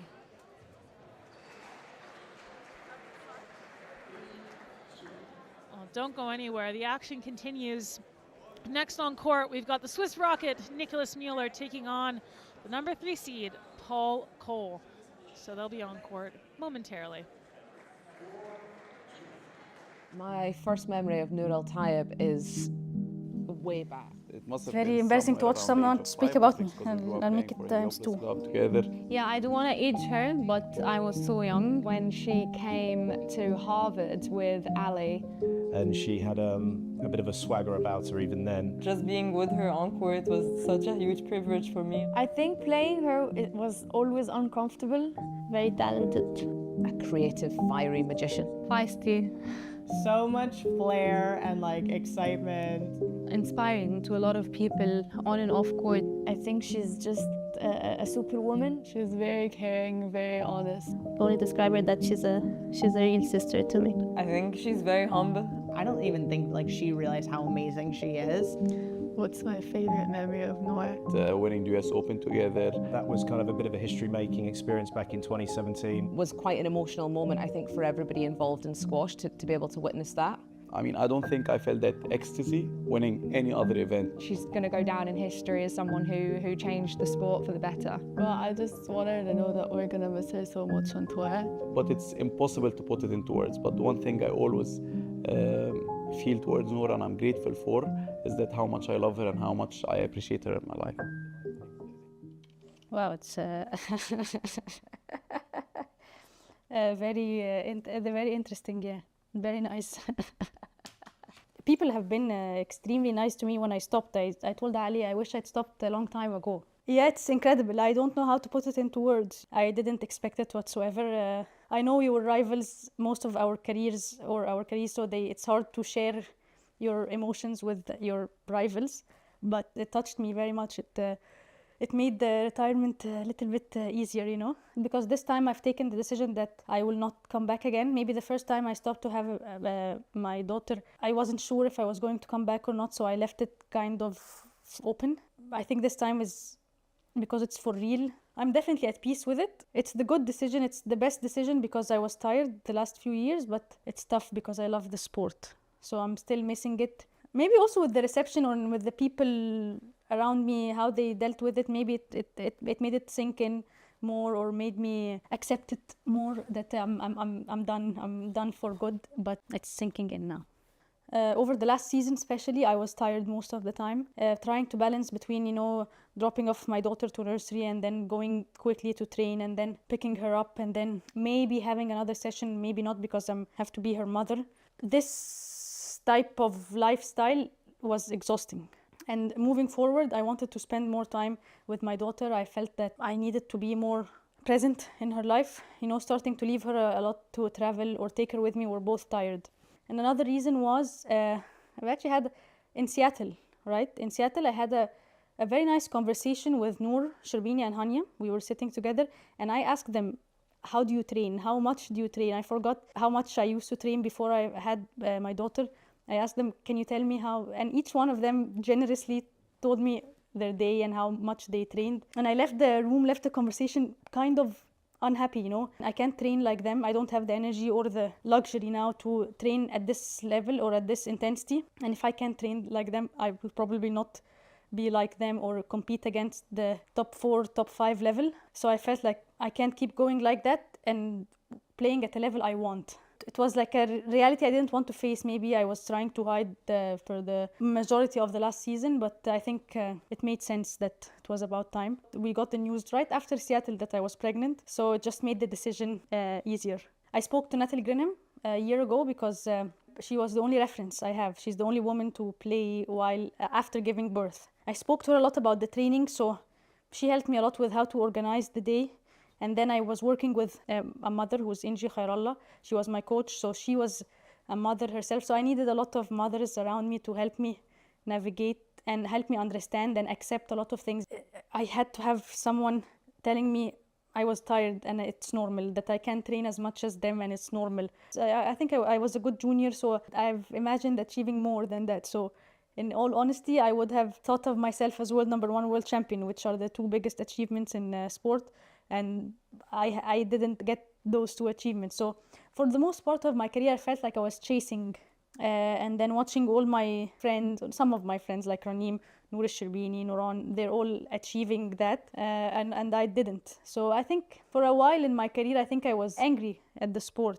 Because the first time I stopped, I was basically angry. So I told Ali, I want to stop the sport. I want to stop playing. And the only thing that can make me stop is getting pregnant. It's the only way I cannot go on court. Basically, the reason we started a family was because I wanted to stop playing. And I felt lucky because I had an exit. But then I think when I took the break to have my child and then I came back, I've had a nicer perspective about the game. I loved it more. I was less angry, more understanding and appreciating where I was, where I am, and that everyone is different and life is not all about becoming world number 1. And I think towards the end of my career is most where I understood or accepted and loved my career as it is rather than being angry. The way people spoke is very nice, and I didn't think people thought that about me, and I didn't know, and I didn't think that about myself either. So maybe now looking back at it, it's a very nice feeling. Actually, I spoke to Raneem the other day and she told me, welcome to the nice side of the sport where people appreciate you and you don't have to compete against the players and everyone is nice.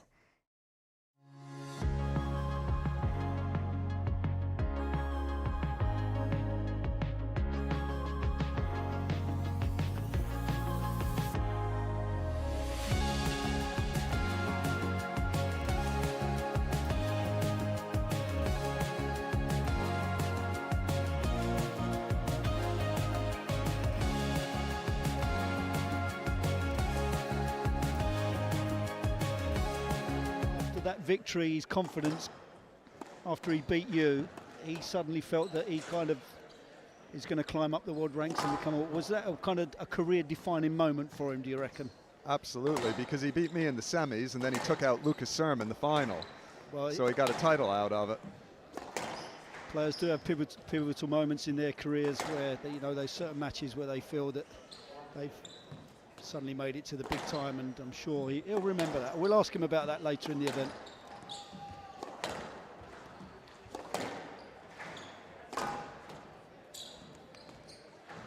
He'll have to be on his mettle here this week, though. Repeat that kind of form.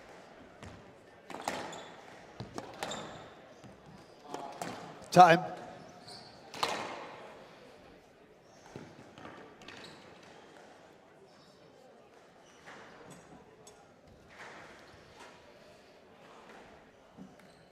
So Paul Coll looking physically very strong as Rodney Martin makes his way into his corner. Rodney Martin, Australian great, former world number 1, world champion. Actually may not have been world number 1, but he was world champion.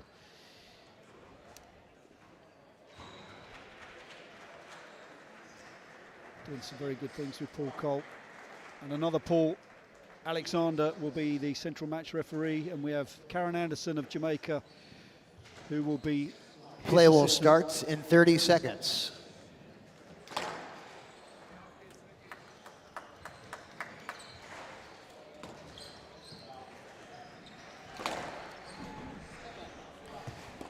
Play will start in 15 seconds.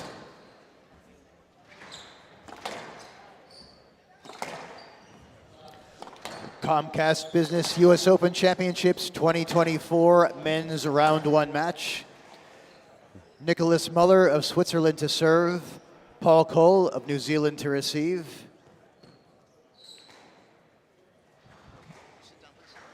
Best of 5 games, Lovejoy. So Nicolas Mueller gets the second men's match of today's play underway against the defending champion, Coll of New Zealand.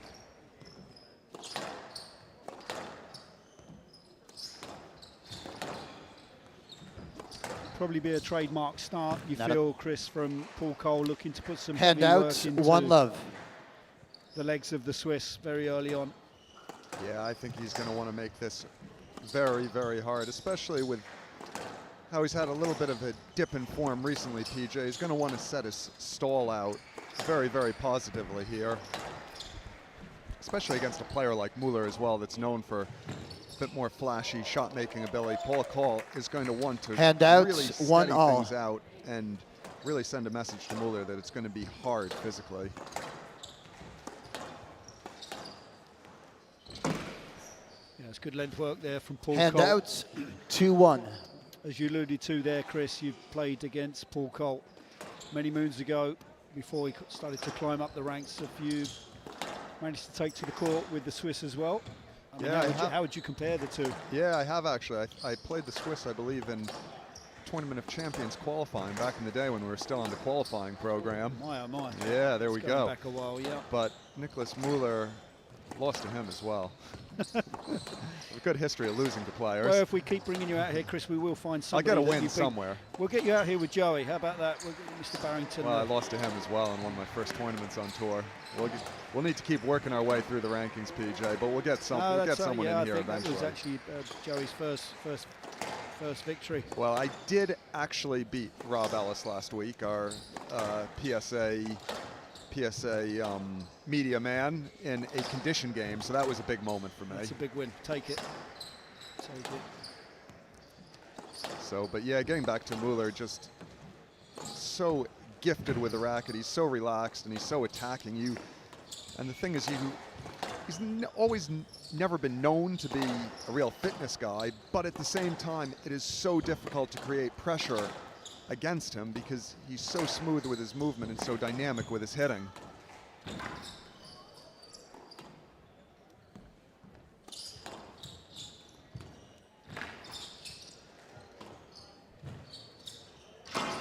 Down.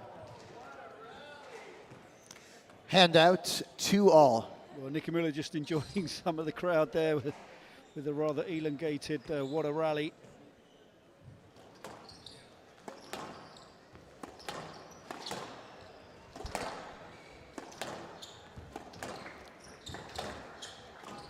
Down. Handout, 3-2. It's a steady start, just as we'd expect from Coll. Was going through some technical changes in Qatar. 4-2. Yeah, he's going to be really steady here. Coll, he's going to be trying to hit very straight lines and go to width into the side walls. Nothing too extravagant, just do the basics exceedingly well.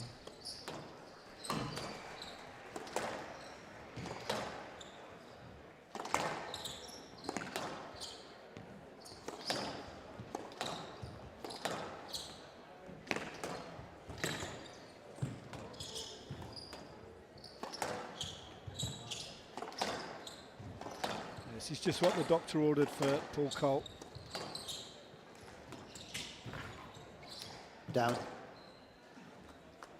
And that movement into 5-2 would have been logged by the Kiwi.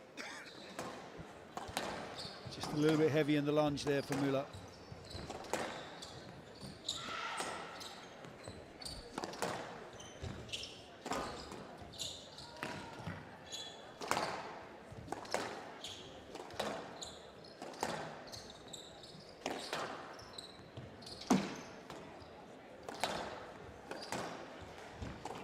Down. Yeah, this has been a great start, though, 6-2 from Coll. He's just keeping himself to the simple squash, really punishing Mueller in the back corners, squeezing errors from the Swissman.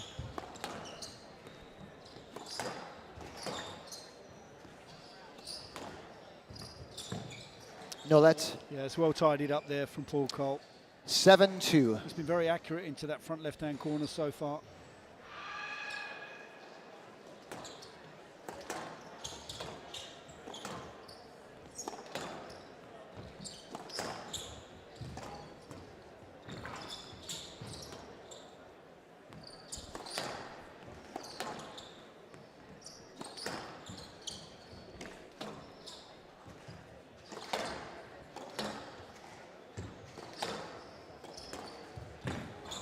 Down. Yes, it's impressive from Coll, isn't it? Just what the doctor 8-2. ordered for him, Chris, to start his campaign of regaining this title. Yeah, no, and in a lot of ways, the fact that he's defending champion, I think, really helps him mentally because he feels at home here. Down. At this Arlen Specter Center in Handouts, Philadelphia. 3-8. So even though he's had a few results that leave quite a bit to be desired by his standards the last few months, he'll be settled down here. Yes, let's. Considering he's had such good results here in Philadelphia 3-8. before.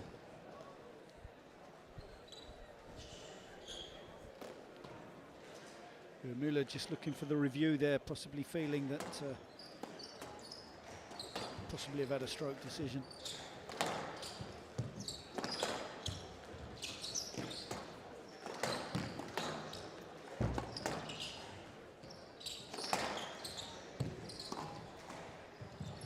Down. Well, this is Handout, tremendous pressure from 9-3. Coll. Really grinding down Nicolas Mueller here. Yeah, it's accurate there from Coll. 10-3, game ball. Corner. 7 game balls for Down. the Kiwi. Just 11-3, game to as he Coll. marches off the court. Coll leads Comfortable 1 start game to love. for the defending champ. Nicolas Mueller's got some work to do here as Coll takes to his corner. Just 8 minutes on the clock, so that is an impressive start from the number 3 seed, leading Nicolas Mueller by 1 game to love.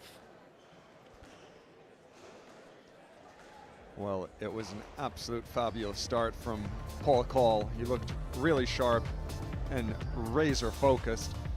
He didn't give Nicolas Mueller any angles to play with, and he didn't allow the Swiss to attack him at all. So Coll, very accurate, pinning Mueller in the back corners, and in the end, Mueller went to none of the last point, and Coll took the first game.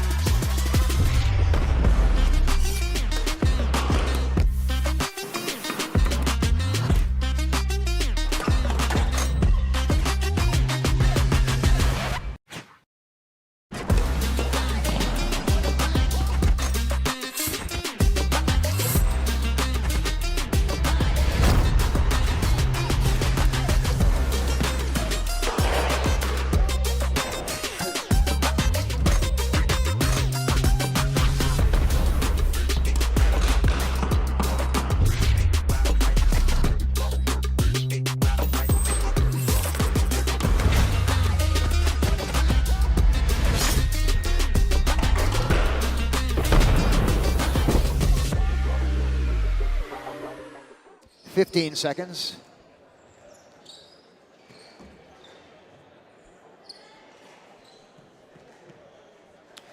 Coll leads 1 game to love. Love all. So Coll serves with the 1 love lead, looking very comfortable out there so far. Mueller just not being allowed to get into this game at all so far, Chris. So from a Coll standpoint, it's just what the doctor ordered, really. No, this is exactly the kind of start Coll was looking for. Hand out, Mueller just one love. hasn't found a way to consistently hit those back corners and force Paul Coll off that central area of the court.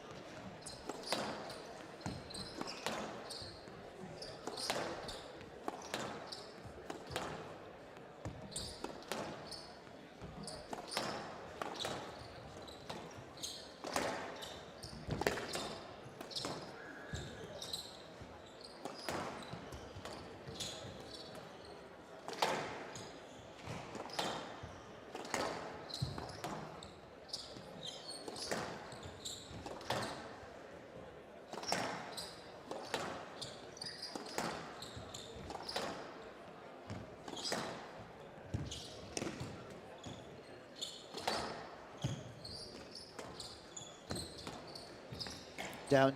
Well, Paul Coll just grinding away. He Two makes love. the error in the end, but those are the kind of rallies he wants to be promoting against Mueller.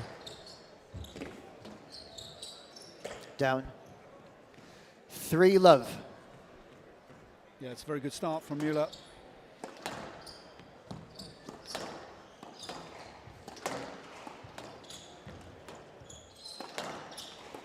This is the thing with the Swiss, Chris. Isn't Yes, it? let's. There's just an element. There's the air of sort 3 of love. unpredictability about him. Just goes through these phases of kind of really good stuff, but the drop-off can be considerable. Absolutely, it's a double-edged sword, PJ. His racket skills are so good that when he gets it right, he really gets it right. Yeah. And then when he loses interest, he sort of can almost tank it in some ways.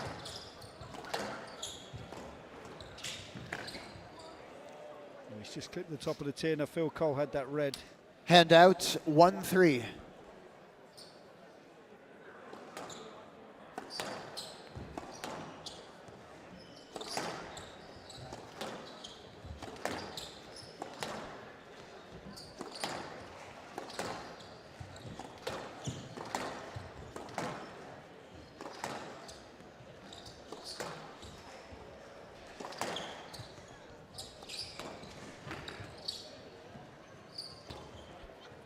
Yes, let's. Yeah, he's trying to be more dynamic into the front corners here, 1-3. Mueller. He's trying to not Right be quite box. as one-dimensional. Just I saw the getting into pickup good in back the front corners. left.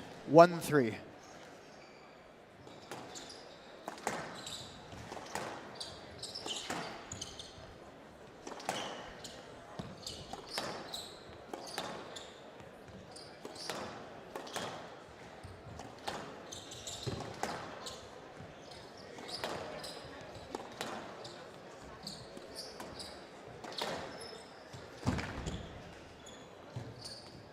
Yeah, it's tidy.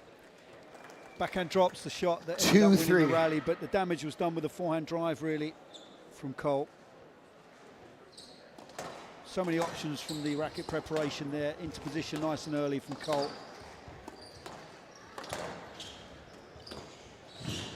Down. Hand out, 4-2.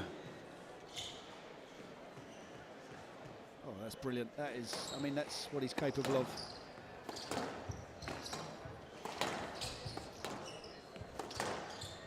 Yeah, he's starting to really find his range here now, Mueller. And these are those moments that Mueller can become really dangerous. It's when he starts to really relax his arm and just play instinctively. But he's adjusted himself though, Coll, hasn't he? He's been a bit more aware and he's pushing up on the tier touch. Down. Just to cut off any opportunity for the Swiss to go in short. Hand out, 3-4. Which coincidentally will put a little bit more pressure on that short game.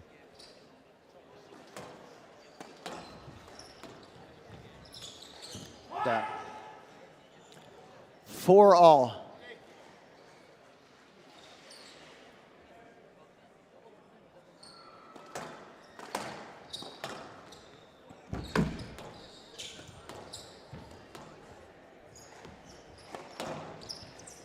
Yes, let's. 4-all.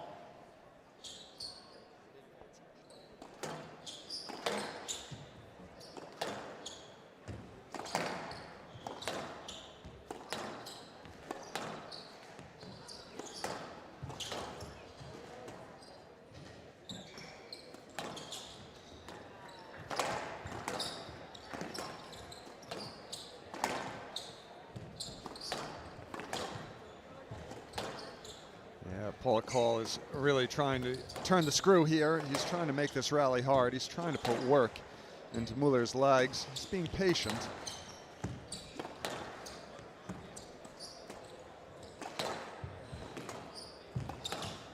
This is good pressure, Chris, right on cue.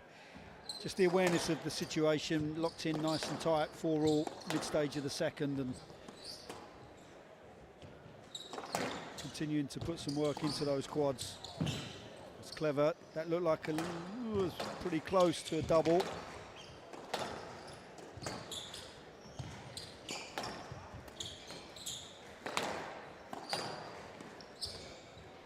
This is tough rally. This is certainly getting into the lungs. Down. Yeah, it's a great squeeze there from Coll. It was an important point. He recognized we're getting into the mid stages of the game, and he needed to find a way to make things really tough physically on Mueller.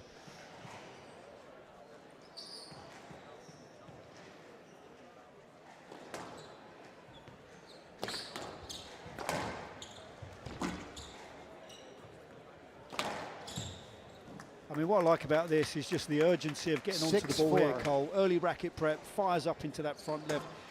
I mean, the referee's barely got a chance to call the score before Coll gets underway.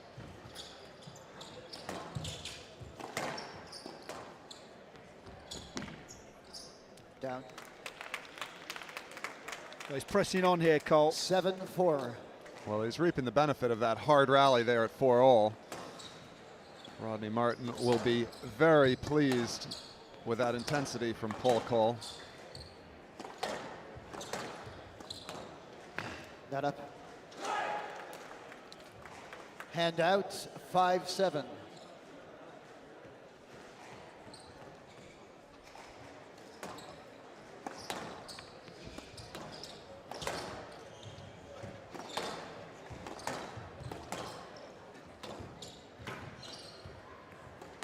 Well, he's making another push here, Coll. You can see him working across that middle of the court, trying to up the pace.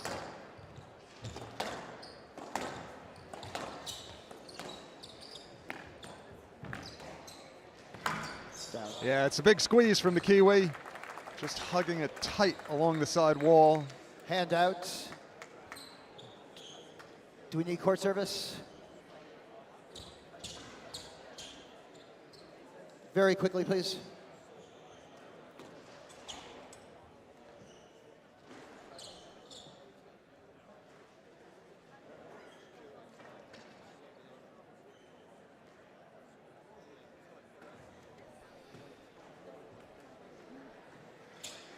So Thank you. opportune moment to just get his breath a little bit here. Hand out, 8-5.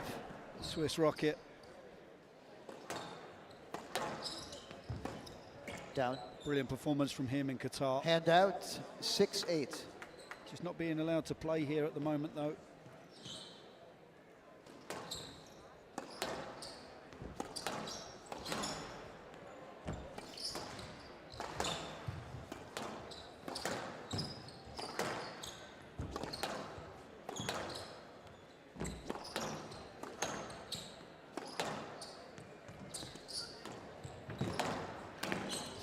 Tight hitting from the front of the court.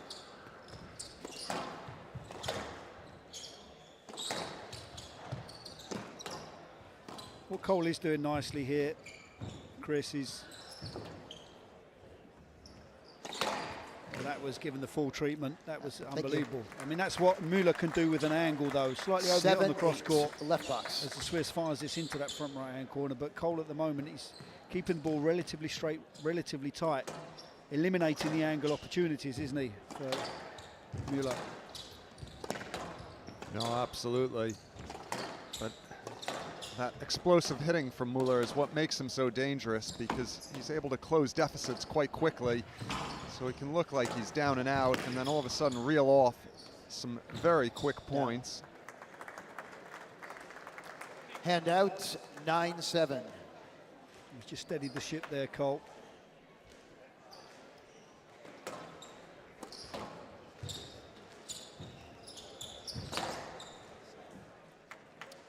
10-7, game ball. After a big push from Mueller, Paul Coll now serving quick as he possibly 11-7, can. He didn't even game have to a chance Coll. there, Mueller. Coll leads 2 games to love. 3 game balls done on the first attempt. Again, looking very happy with the way that this game is evolving so far.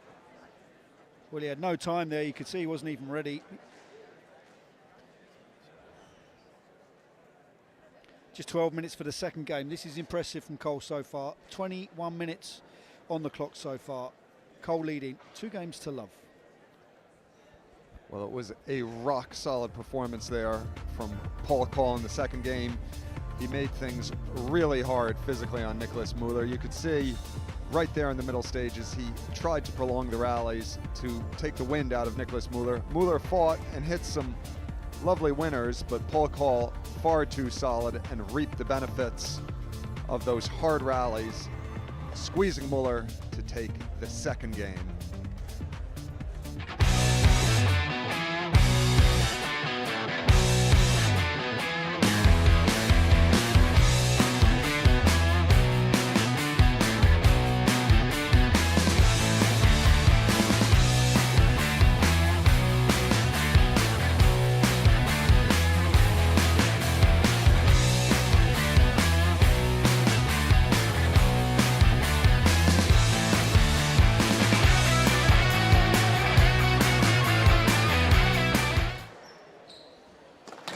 Play will resume in 30 seconds.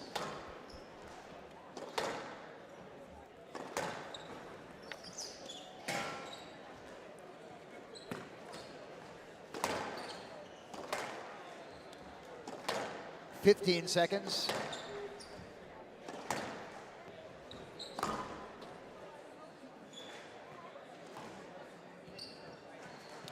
Coll leads 2 games to love. Love all. Well, Paul Coll getting things going here in the third game. He's going to want to start this third game out with some more very hard rallies. One love. I have to think he's going to start reaping the benefit of all the hard work he's put into Nicolas Mueller's legs. Down. 2 love.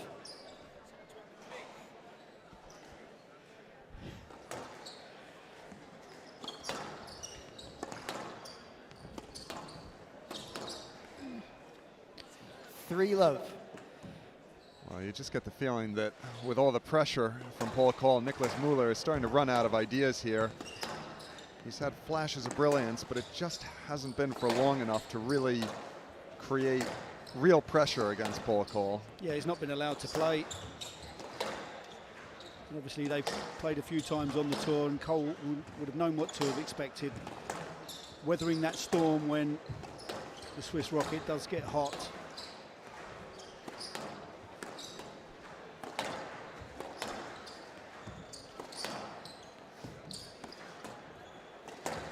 I think these first couple points really important for Paul Coll because he knows Mueller is going to push, and he knows Mueller at some stage is going to throw the kitchen sink at him. But if he has enough of a lead, that's a ridiculous pickup. Yeah, it's a ridiculous pickup. Yeah, no. We need to really think about that pickup because the movement was tremendous. Never has a bad movement day, really, Paul Coll. Times when the precision in the bike going in short isn't quite there, but seeing it like a beach ball at the moment. Terrific start to the third. 4 love. Well, in a performance like this against a player of Nicolas Mueller's class will certainly help the confidence of Paul Coll here in Philadelphia.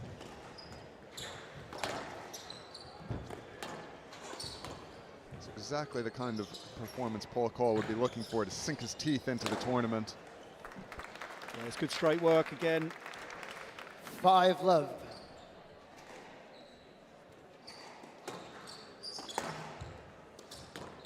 Yeah, this is a good bounce back as well, though, Chris. As you know yourself, when you've had a tournament where things have not particularly gone the way you wanted to, and you've had a bad defeat, it's not always easy to turn that around and come out firing on all cylinders in the very next match, is it? No, not at all. And in a lot of ways, if you have a couple of tournaments on the bounce that aren't the best, you can start to really doubt what your capabilities are. So a performance like this is really important for Coll to start regaining his confidence and feeling like he can slice through players. Well, certainly he's doing that here. 7-love, just moments away. Yeah, this is certainly not what we expected, PJ. We didn't think Coll would slice through this quite as so easy, quite as concisely as he has. Handout 1-8.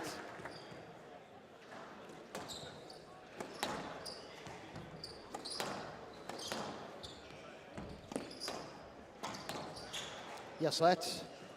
Player review Mueller on the yes, let decision.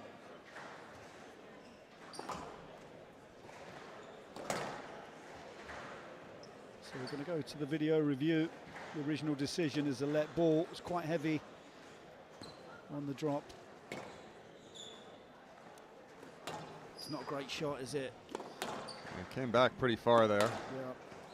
Yeah. Coll also cleared Also pretty square. It's moved into the line a little bit, hasn't he? Yeah, there wasn't really much of anywhere for him to go because the shot quality came back so far, but even so, he still moved into the line. Yes, let's. Decision upheld. Mueller has one review remaining. 1-8.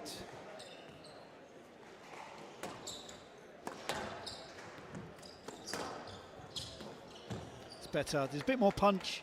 Handout. Swing looks a little bit shorter, a little bit more compact there, a bit more head speed coming into that drop. Just stayed in. Down. He gave up the ghost there, Coll. Yes, let's. Unsure on the ball on the left wall.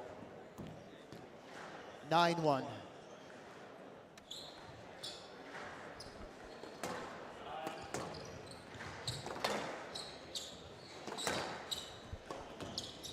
Oh, that's tidy. 10-1 match ball. Something that would have been appreciated from Rob Martin. Yossi Baust in the front left. Down. A little bit too confident there. Handout. 2-10 Still 8 match balls match ball for Coll.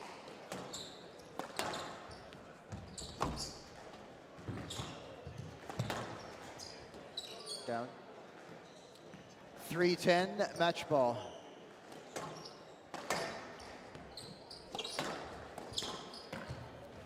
(11-3) match to Coll. 3 games to Love. 11-3, 11-7, 11-3.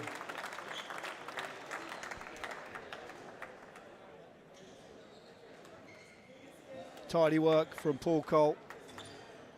It's a very good day at the office for the Kiwi, making very light work of a very dangerous Nicolas Mueller.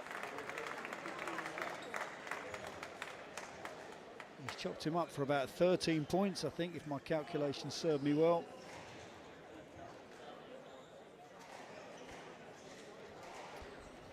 Well, it couldn't get too much better from Coll there in the third. He absolutely sliced through Nicolas Mueller.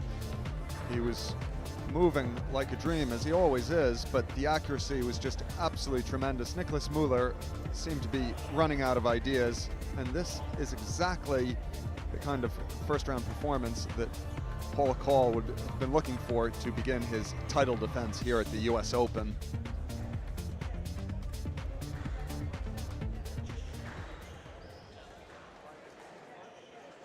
Bang on point, as we said, just 13 points given away for Coll. 28 minutes, so under the half-an-hour mark, dispatching of Nicky Mueller, the number 3 seed, defending champion of this US Open, cruising through by 3 games to love.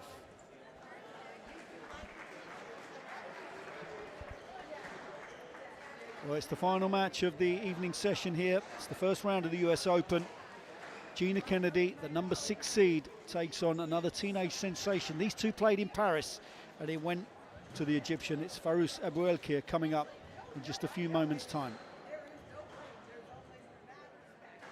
Here's everything you need to know to play squash. Before anything, you're going to need the right equipment to get you started. You'll need a pair of non-marking court shoes, a ball, and most importantly, a racket. The layout of the squash court is simple. You have the front wall, the side walls, and the back wall. Running around the top of the court is the outline, and at the bottom of the front wall is the tin. These remaining lines are the service areas. Before starting a match, spend 5 minutes hitting the ball between you and your opponent to get it warmed up. 2 or 3 shots each, then pass it over, and swap sides halfway through. The hotter the ball, the bouncier it's going to be. Players spin a racket to decide who serves first. Here, we're using the direction of the Dunlop logo. To hit a good serve, you have to at least have 1 foot inside the service box as you play the shot. If your foot's outside the box, it's considered a foot fault, and your opponent wins the point. The ball must hit the front wall above the service line and land in the opposite back quarter of the court. There's no second serve in squash, so make sure to get it right first time. The server continues serving from alternate sides until they lose a point. After that, the serve passes to the opponent, who can choose the side they would like to serve from, continuing to alternate thereafter. After the serve, players take turns hitting the ball. The ball must hit the front wall before it hits the floor. The ball can hit the side and or back walls before hitting the front wall. This is called a boast. A player scores a point when their opponent fails to return the ball before it bounces twice or hits the out of bounds. That means either on or above the outlines or on or below the tin. Games are played to 11 and matches are usually best of 5 games. To win a game, you must win by at least 2 clear points. So, if the score reaches 10-all, the first player to go 2 points clear of their opponent, for example 12-10 or 13-11, wins. In squash, opponents often share the same space, which can lead to players getting in each other's way. This is where lets and strokes come in. When a let is awarded, neither player wins a point and the rally is replayed. A let can be given when a player thinks they could have reached the ball if not for the interference, when unsure if the ball was good or if there's an accidental collision, or if a player is worried there's a chance they may hit the opponent with the ball. This is called a safety let. A stroke is awarded if a player obstructs their opponent's direct path to the ball, if a player doesn't make sufficient effort to clear the way after their shot, or a player is blocked from playing a winning shot. Finally, here's 3 top tips to help you elevate your game. First of all, get back to this area called the tee after every shot. This will help you get your opponent's ball back no matter where it goes in the court. The second is to get the ball running along the side wall. The closer your shot is to the wall, the harder it is for your opponent to hit it. And the final tactic is to hit the ball away from your opponent. The more work you can put in their legs, the quicker they'll get tired and the closer you'll be to victory.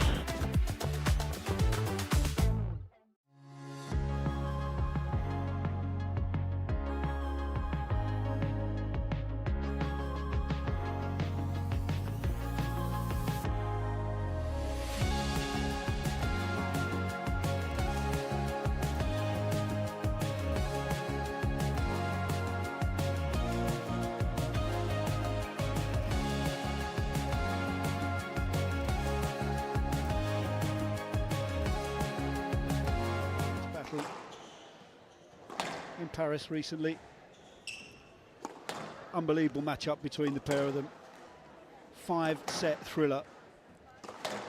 4 of the games going to a tie-break situation. What was impressive about this for me from Aboelkheir is crucial 4th game. Gina Kennedy manages to come out and take the game to Aboelkheir. Normally you would see a huge physical drop-off from the younger Egyptian, but she hung tough. You see the immaculate hitting from Kennedy, looking busy through the middle of the court.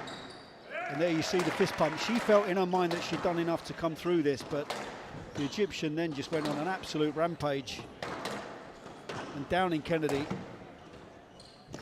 the English player, a little bit caught unawares really from the brilliance. A thoroughly deserved 5-set winner in the end. I'm Paul Johnson, and joining me for this last match of today's play, we have Nicole Bunyan Good evening, PJ. Good evening. Well, we're looking forward to this one. 18 years of age, Aboelkheir. A lot of similarities for me with the great Noor El Shabini, who did actually help her in Paris. Currently at her highest world ranking of 13, which is staggering really, seeing that she's only been on tour for just over 3 years. 4 finals, 3 titles, 75% conversion rate for the teenager.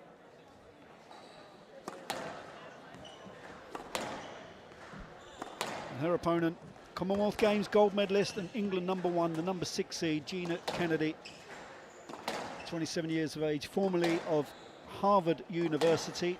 So somebody you should know quite well, Nicole. Yeah, we never overlapped while at university, but we've become friendly while on the tour. Very, yeah, we actually did a podcast a couple months ago. Very popular, Georgina, isn't she? Yeah. She's a wonderful, wonderful character. Very easy to talk to. Extremely competitive and driven, but she's also pretty relaxed as well. You know, she's happy to just have a coffee, have a chat, and I think she's become a lot more open as well about, yeah, just her journey, which has been interesting. Some of her difficulties, yeah. 3 times they played previously. There you see the 2-1 head-to-head, just in favour of Kennedy. That was that match back in Paris for Aboelkheir. Average match time of 48 minutes.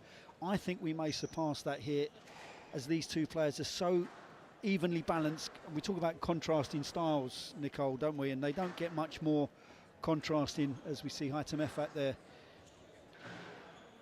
who will be in the corner of Aboelkheir.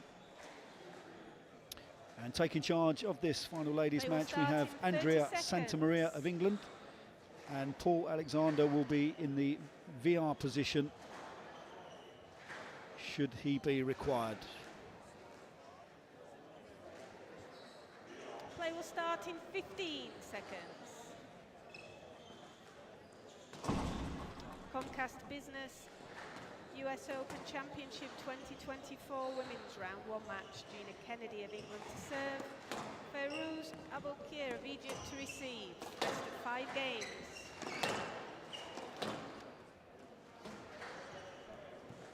Level.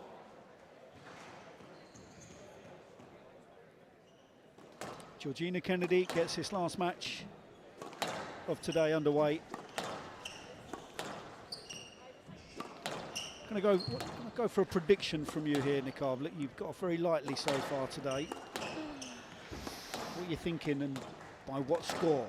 It's a tough one, isn't it? It is a tough one. Such a tough one, and there's a couple of factors going through my brain. One is their previous encounter, which was in Paris, as we saw just a couple minutes ago, and how Gina Kennedy kind of fared throughout the match. It was very close, as we saw, neck and neck just until the 5th game. So what sort of adaptations she'll have made coming into this one, I'm interested to see. And then the other thing that I've been thinking about as well is off the back of her performance in San Francisco just a few days ago. She lost out to Amina Orfi, and obviously Orfi and Fayrouz Aboelkheir have very different styles. They are. You would perhaps say that Orfi and in some ways Orfi and Kennedy were a little bit more similar with their attritional style, but Kennedy rather didn't handle it particularly well. So there's the pressure of playing the up-and-coming player, and as you've seen a few days ago and also a few weeks ago in Paris, just mentally just wasn't quite able to keep it. So with all that said and done, we will get there. Yes, we might. You know what? I'm going to go with the Kennedy win. I think that she's going to have learned from that previous encounter. It was extremely close as well, and I think that there are one major thing that Kennedy needs to do here is she needs to get her length. That wasn't happening enough in Paris, and she was getting picked off around the middle. So if she can do that, that's a major, a very basic change. Then she'll be able to expose the movement of the younger Egyptian. So Kennedy win, I'm going to say 3-1. It's not going to be straightforward, that's for sure. That is impressive. Yeah, there's a double bounce admitted there by Kennedy. But I think, again, we talk about so many variables that can have an impact on this match, Nicole. We talk about Paris and that performance from Aboelkheir. If ever there was a surface that you would have favoured Kennedy, I always said that would have been the Paris court. It was hot, it was bouncy, it was lively, the ball's sitting up. And those conditions generally don't suit a player that may struggle, possibly with the physical side. So this is a much cooler temperature. It's true, although I will say that because it is a bit cooler, it's going to help Kennedy's short game, and she's going to be able to retrieve more shots than Aboelkheir. So it depends if she's able to, like I said, get the length and then actually be able to utilize that.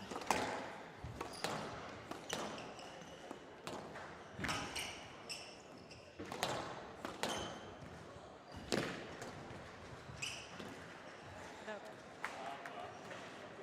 6-2.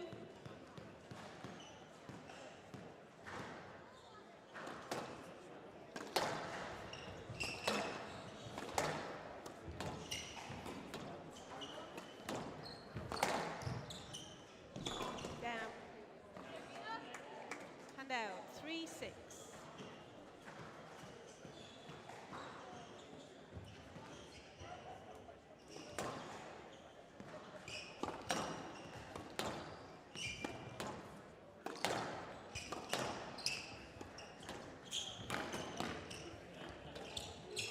No legs. No. Slightly fortunate there for Kennedy. It was a bit of a high drop shot, but Aboelkheir was anticipating the deep ball, so this is good from the English player.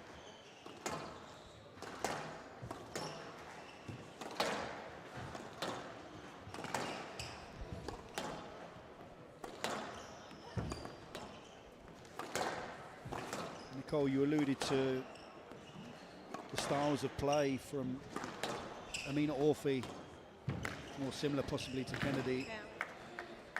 We've got one of the greatest rivals in the women's game at the moment for me, with Nouran Gohar and Nour Shabini. And I would actually compare Aboelkheir to Shabini and Orfi to Gohar. So it's almost like we're seeing another fierce rivalry, both teenagers as they come up the ranks. I think it's just a matter of time before we see those two players battling it out for major titles. Yeah, the similarities are almost uncanny. It's kind of the Alexandria versus Cairo thing as well. Age-old rivalry, yep. But Fayrouz Aboelkheir does have a very unique ability to find those winners, doesn't she? She's got the natural reading of the game, and the quality of length hitting is also so precise. She gets the right weight of shot.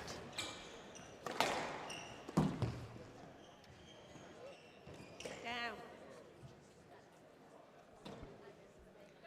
And out. 5-8.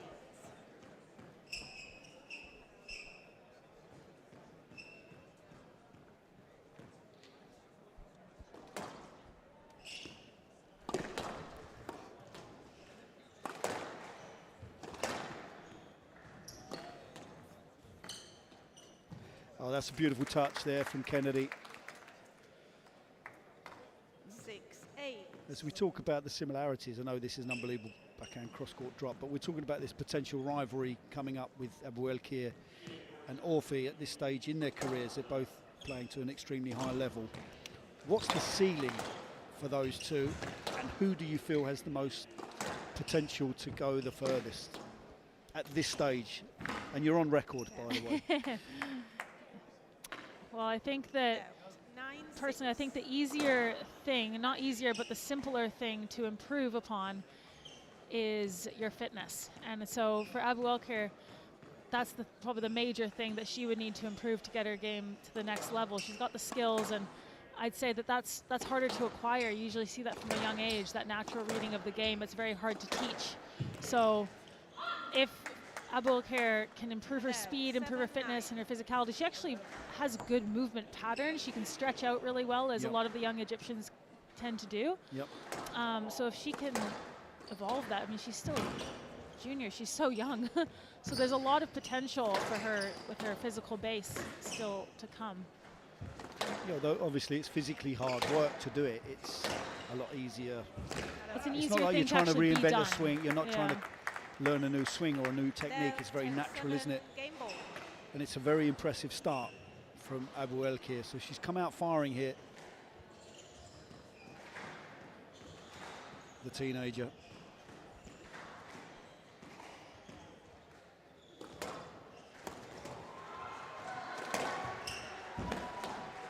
Kennedy doing a lot of scrambling in this game. That's magnificent from Aboelkheir. Yeah, it's not accurate though. It's not accurate enough from Kennedy, although she's using her speed to get herself out of a lot of trouble. She's continuing to hit the ball onto the racket. And it's actually Abdelaziz there in the corner. 8 minutes on the clock, so pretty quick in duration. Number 6 seed is under the cosh here. Aboelkheir of Egypt leading by 1 game to love. Just 8 minutes for that first game, so it won't have taken much out of the legs of Aboelkheir. She certainly seems to have her house in order, carrying on from her win in Paris against the Englishwoman. She's currently forcing Kennedy to have to lose her accuracy just a little bit. It's not able to go with Aboelkheir right now. It's the Egyptian who's really dominating the play at the moment.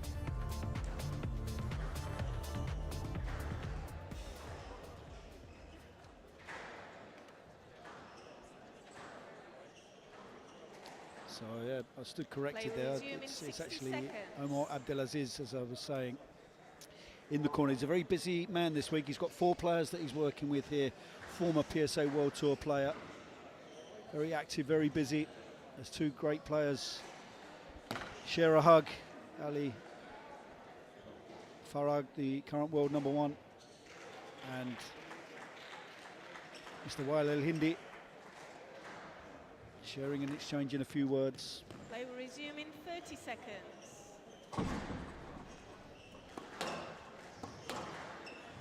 Well, certainly a star-studded venue here today. Lots of people come in to watch the squash on the first day, which is good to see.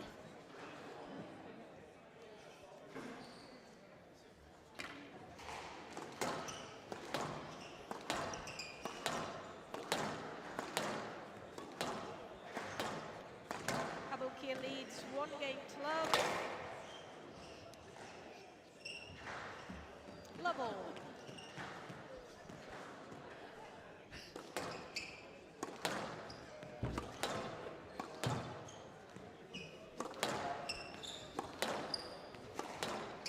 A terrific start from the Egyptian. Can she look to press on?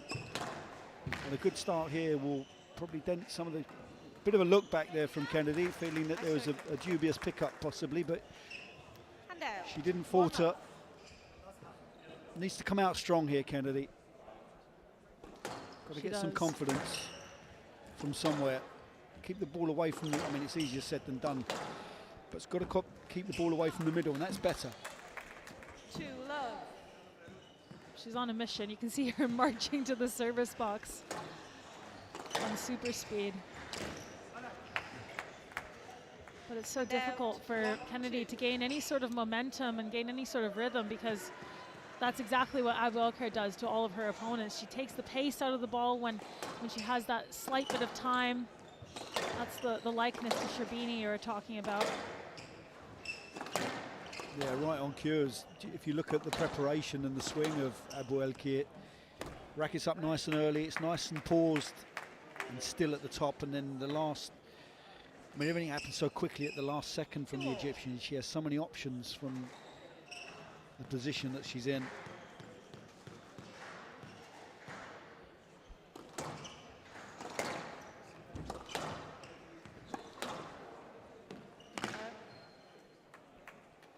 And out 3-2.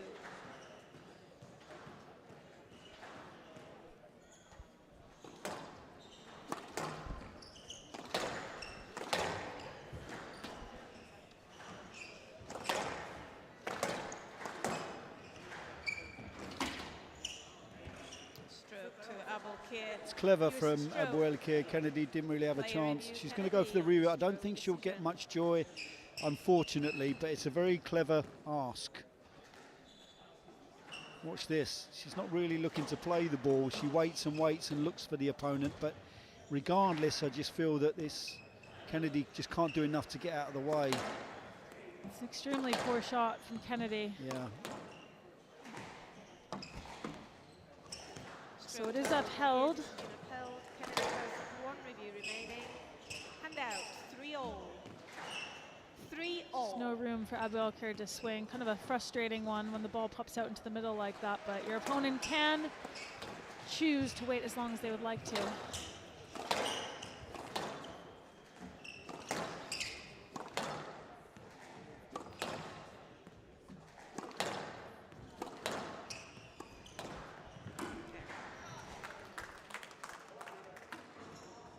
Hand out, 4-3.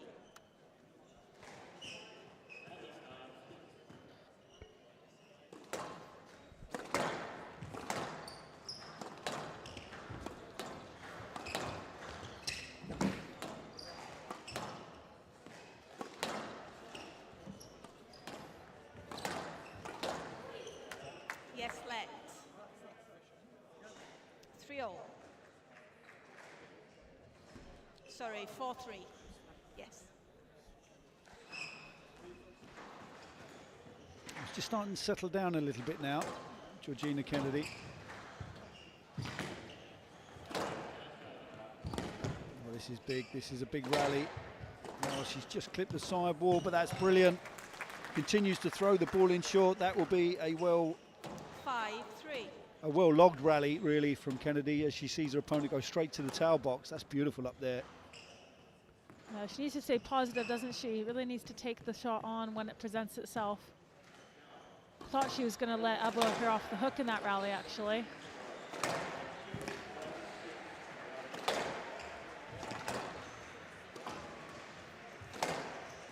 Well, she's just starting to put a few more lengthy rallies in, Kennedy. She's got away with one there. And this is a bit of a drop-off, isn't it, physically, from Aboelkheir. That's the thing with the more talented players is sometimes if they don't have the fitness to match, you can take the sting out of them by putting in even just a couple of hard rallies, like you said, and then you'll be rewarded with some of these cheap errors that we're seeing from the Egyptian now. It's just a matter of weathering the storm until that happens. That's 4 points in a row for Kennedy.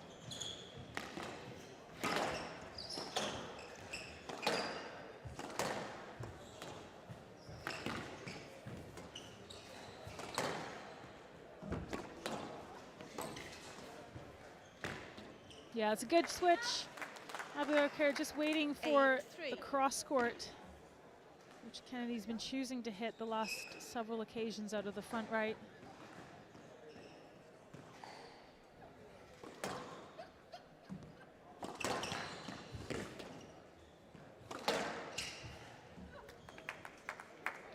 Yeah, just enough on that. Just sense that Aboelkheir has been kind of lured into this increased tempo and pace from Georgina Kennedy. The English player has certainly upped the tempo of the match and starting to rush and harry the Egyptian. And with that, she's getting herself a little bit tired and she's making a few errors. So this is perfect from Kennedy, just what the doctor ordered.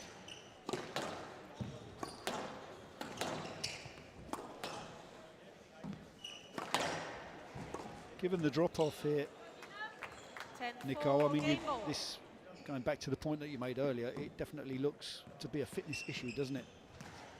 Potentially, yeah. Just a couple of those lengthier rallies, as you mentioned. The recovery time not quite quick enough.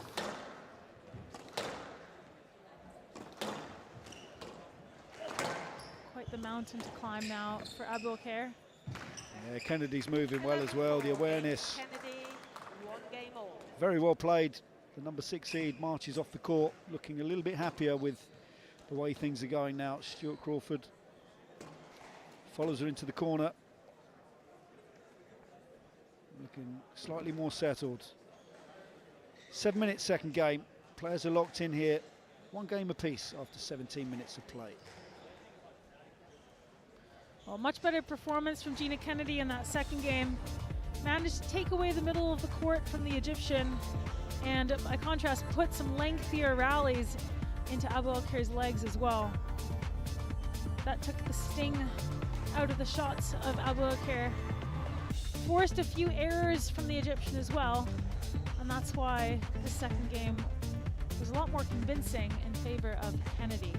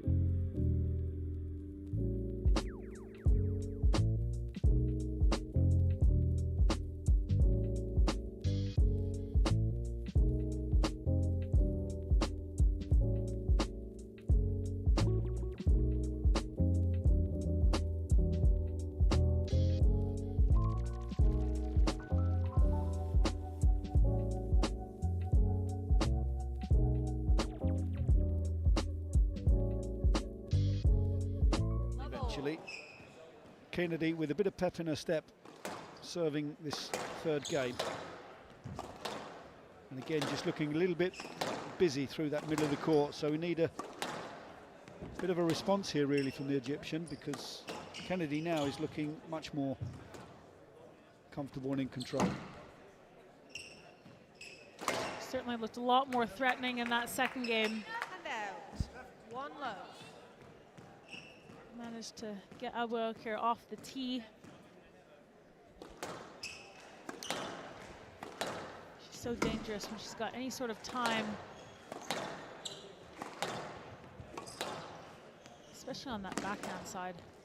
Unbelievable racket skills, PJ. Just such a good change of direction. No, I agree. Oh, and the forehand too. Forehand's not bad, yeah. Yeah, she's definitely watched a lot of Shabini growing up. What's impressive about Aboelkheir is I remember watching her play 2 years ago now. She had a good run in Nantes. So yeah, I think this time, pretty much exactly this time last year. And she's always had the skills, but she wasn't willing to rally and structure the rally. So she'd hit a boast or go short pretty much every other shot. Is that a lack of confidence in the fitness side of it, do you think? If you Probably. know you don't have it in the energy tanks to push you through, you've got to win or lose quickly. Probably, and I think also just the junior squash as well, Yeah. that sort of style, you can get away with just shooting a bit more. And so now playing in the senior ranks with the professionals, she's had to mature her game, and she's done it really quickly. 3 love.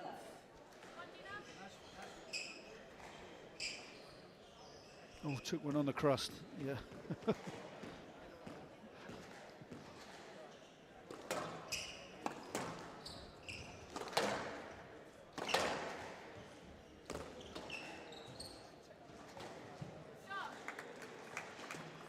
And out. 1-3.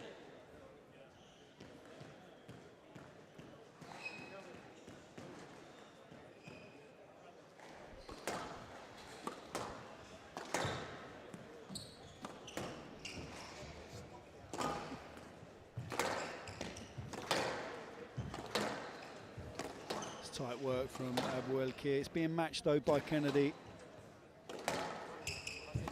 That's quick.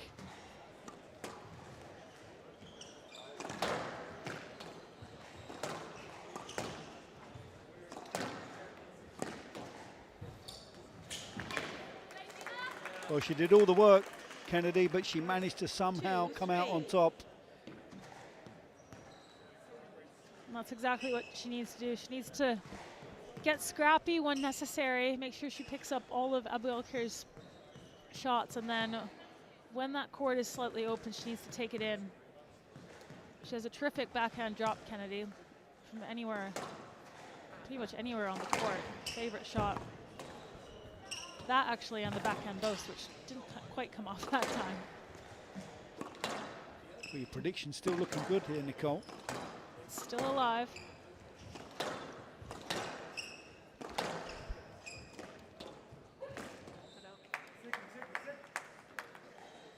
And out.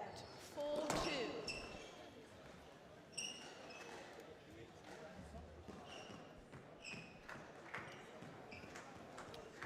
Well, he always played with his heart on his sleeve, Omar Abdelaziz, and he coaches exactly the same way. I'm sure we'll see as the week progresses.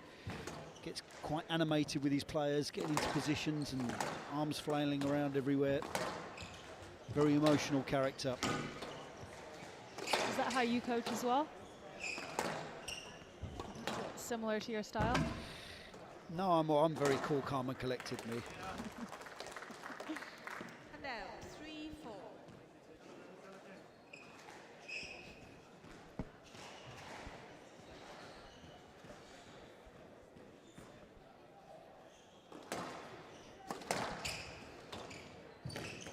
Oh, that's just hit the top lovely. of the tin.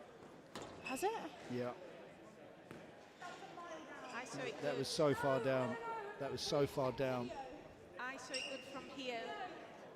Down, thank you. I mean, at first glance, I thought that was good, but Pulling the ball down, thank you. let's have another look here. That's so far down. Well, it Popped up seems 100%. your eyes are better than mine. Yeah. Well, she's admitted it. I mean, Aboelkheir's, what more evidence do you need, really?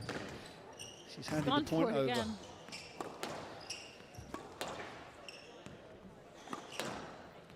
1-1, 4-1. Absolutely nothing in it.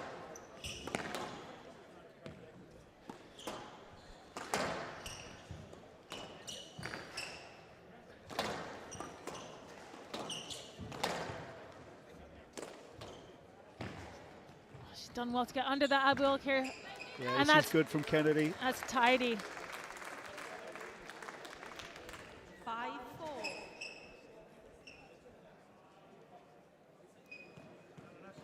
PJ, you were wondering, or you're asking, who these conditions were going to suit, the slightly cooler conditions, and I do stand by what I said with saying that they were going to suit Kennedy. Just because of that rally right there, she can make the court a lot bigger for the Egyptian. As we've said, her movement is probably what needs to be worked on as her game matures. And this is allowing Kennedy to expose that. Well, this is a tough rally, and she's won the rally, but what effect has that had on the Egyptian? She's just taken a bit of time straight to the towel box. It's always on the cards, wasn't it? Still nothing separating these two. Really is on a knife edge. Crucial third game. 5-5.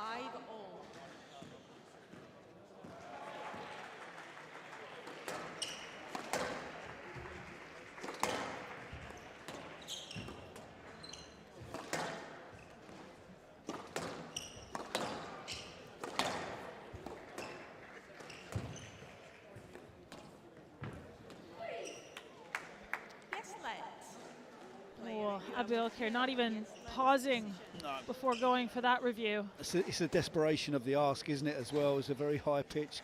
Gina Kennedy, she knows she's in trouble. It'll be interesting to see from the overhead. This has gone in tight.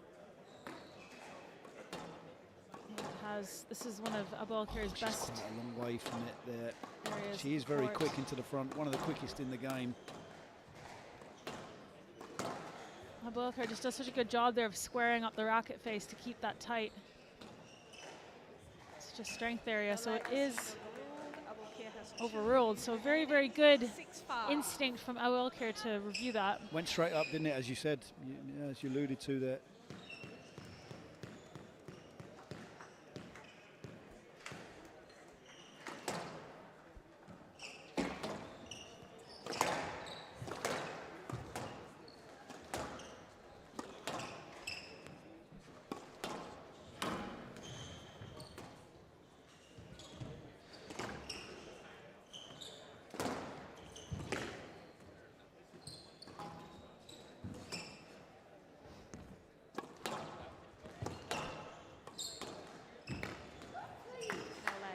It's identical situation, and she certainly is hanging tough here. 7-5.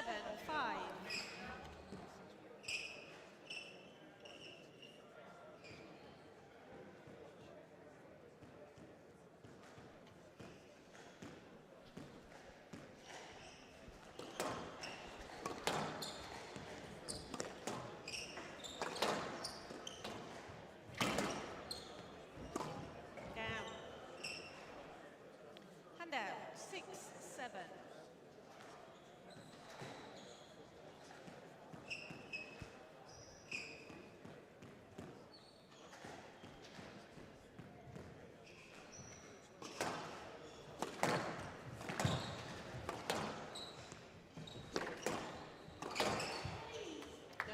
Smart from Aboelkheir. She could sense that Kennedy was racing off to the front right. Instead decided to punch it deep. Wasn't tight, didn't need to be perfect, just that slight bit of hold causing the deception.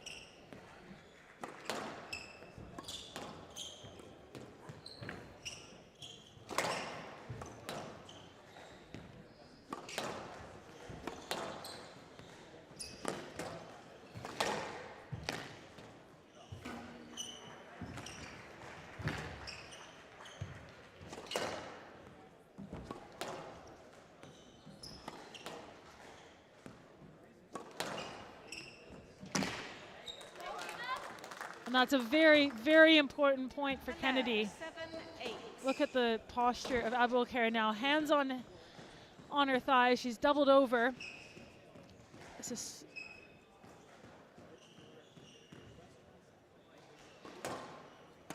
starting to take its toll now, physically. PJ? Yep. No, you're right. You can just see. Oh, that is not what she needed. No, that was forced. That's a big point. That is a big point for Aboelkheir.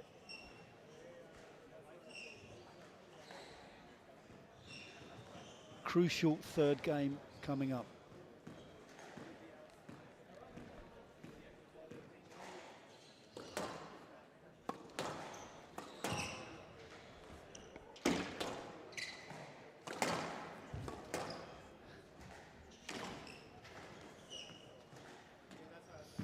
Waited a little too Yeah, long it to took a hit bit that. too long. Yeah, exactly right.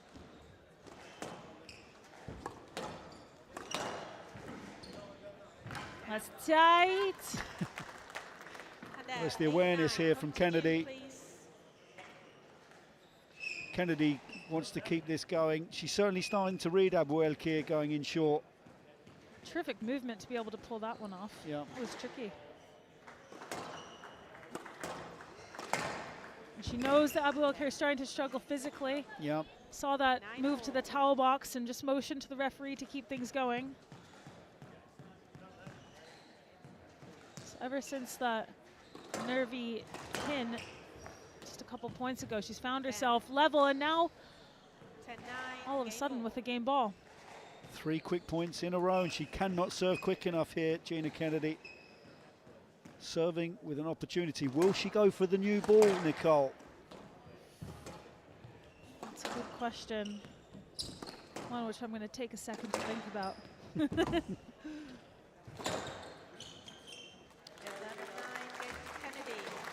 She's thinking about it. She's looking into the corner. She's thinking about it. That shouldn't be allowed for me, because she's looked to the corner there. A little bit shady that was. Too late for the new ball, I'm afraid. No, you need to ask Yeah. before you leave the court. Yeah, that's good refereeing. They were onto that pretty quick. You could see that Gina she does look out to the corner for maybe some advice, looking to see 13 minutes, 32 minutes on the clock now. The number 6 seed extending her lead to 2-1. Well, 13-minute third game, and that will have done some damage to the legs and the lungs of the young Egyptian. It was a really well managed game by Gina Kennedy. Started to move the youngster around, forcing a couple more errors. It was touch and go, and she was trailing just at the business end, but strung together 3 really good points. And has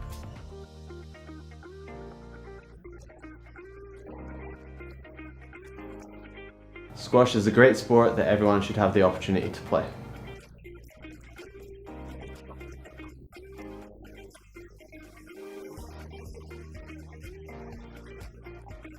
So for a price of a pack of balls, members not only support a great cause, but also get a number of amazing benefits such as early ticket access to some of the most prestigious events on the PSA World Tour, discounted Squash Girls membership, and exclusive access to members' events with players and legends.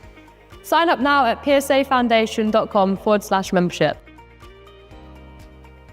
Advice as to whether you should review or not, and the new ball is at least a similar sort of advantage.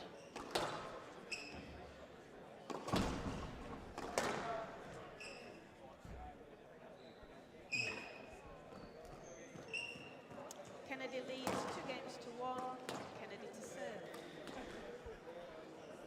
In that third game, just got a bit of a sense that, for me, Aboelkheir is a little bit too eager to go into the front of the court. Nicole, would it be in a interest to maybe look to start going a little bit more to the back of the court, trying to push Kennedy deeper first? If you look at Kennedy's tee position, she's very high up. She knows that Aboelkheir is extremely skillful, and she's not allowing that area of the court to be exposed like it was there so brilliantly. Kennedy's so eager to run onto the shots at the front. You have to be so careful from personal experience of being on court with her. You can't just chuck the ball in short and, you know, and hope that it's gonna be a winner, because even if she hits it back to you, she's on it with such speed that you're not even back at the tee sometimes and ready to get the next shot. So you need to be extremely careful with it. And I think that, like you said, Aboelkheir would do well to push Kennedy further. When she has those semi-opportunities around the middle of the court, just get that slight hold going and fade it to the back. Take the speed element out of it for Kennedy.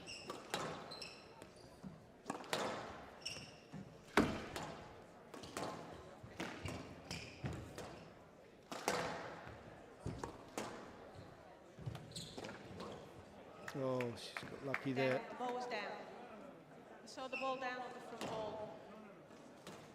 You can't review the tins. She got lucky there. I felt that was good. 2-1. You can't review the tins unless we have conclusive evidence. Yeah, I thought she was a little bit fortunate here, Aboelkheir. I mean, this ball does actually go up. It's just a lucky. It was just a lucky bounce.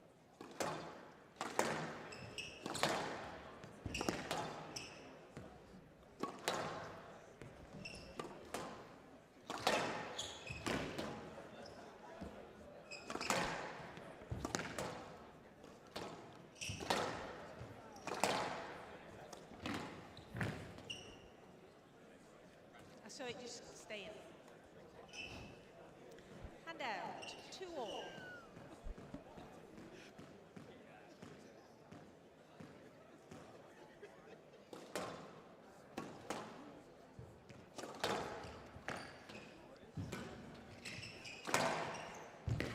Yeah, she's just going into the front of the court too frequently now, Aboelkheir. Kennedy's position up the court is too high. She's too quick, she's too sharp, and I mean, you've got to give her credit. She's learned a lot from the previous encounter in Paris.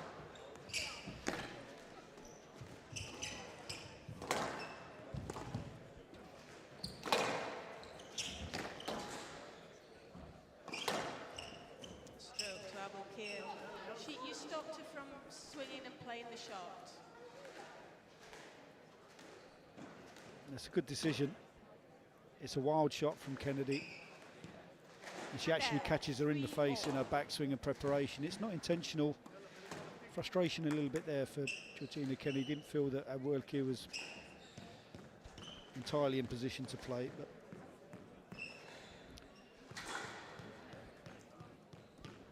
big phase of the match coming up here, especially for the Egyptian. She's got the width. That was perfect width. Bit of fortune, but that's what happens when you play shoe game and you aim for that part of the court. Just for the viewers, Nicole, maybe explain what shoe game is. Shoe game is where you put a shoe on the court. Usually, what would you say, 1 to 2 feet behind the back of the service box?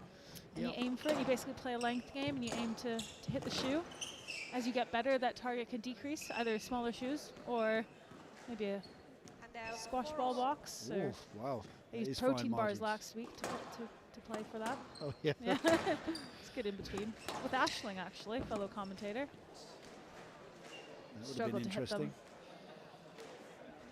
Well, the ball's just sailed out of court. With a new ball request, possibly. As we see it. Straight up into the bar. Hopefully it didn't land in someone's drink.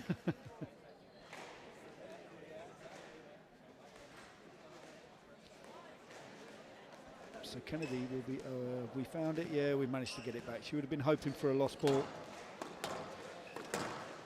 That's the experience of Kennedy, just warming the ball up quickly, wants a bit of life in it, as much life as possible. Keep it bouncy, keep these rallies extending against Aboelkheir.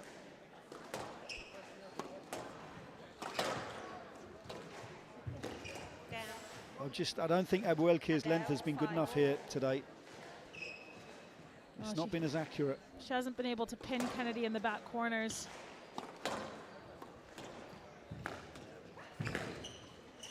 That was a bit of a carry there.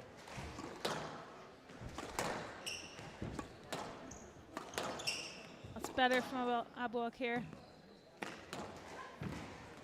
Terrific movement from Kennedy. Still the rally goes on though. She's played it. This is hard. This will be a request for the towel box, I'm sure.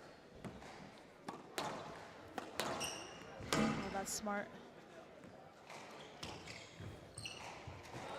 Oh, and a little bit of magic from the racket of Kennedy. 6-5.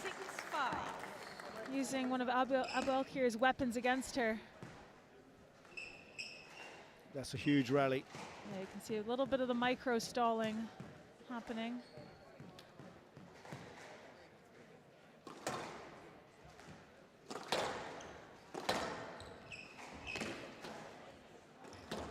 Brilliant.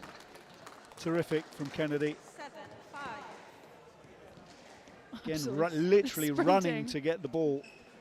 She knows that Aboelkheir is feeling this physically.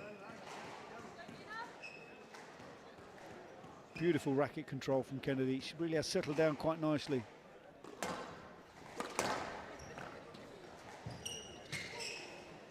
No lets. Player review. Well, this is interesting. This is an interesting one for me because it's one of those where the player feels that this is a stroke and the referees have deemed this as a let ball. I think, oh, this is definitely the angle to look at it. I do think it's a decent shout from Kennedy to review.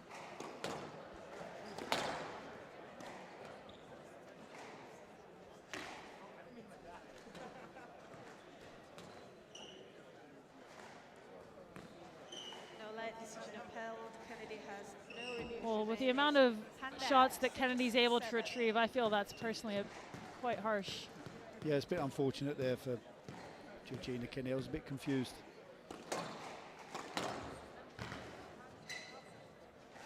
And out, 8-6. Well, Kennedy couldn't look more determined, could she? She's got the strut going on, marching to the towel box.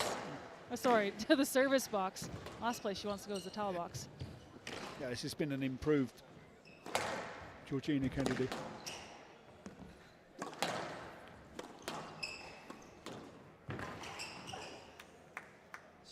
Kennedy. Player review, Aboelkheir. I'm not sure this is a stroke for Kennedy. Yeah, we'll check the pickup first because I'm not I thought she took completely the wrong line here. The line is actually to the inside of Aboelkheir. Yeah, we're checking the pickup. I do agree with you, PJ. She's gone the wrong way here. So we're going to go for a review.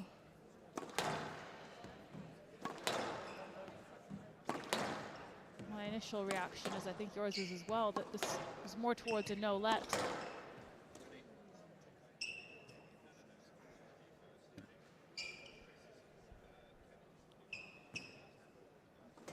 Pick up a little bit And she's got it. Looks like a bit of a double hit though. It's a double hit. Frame then string.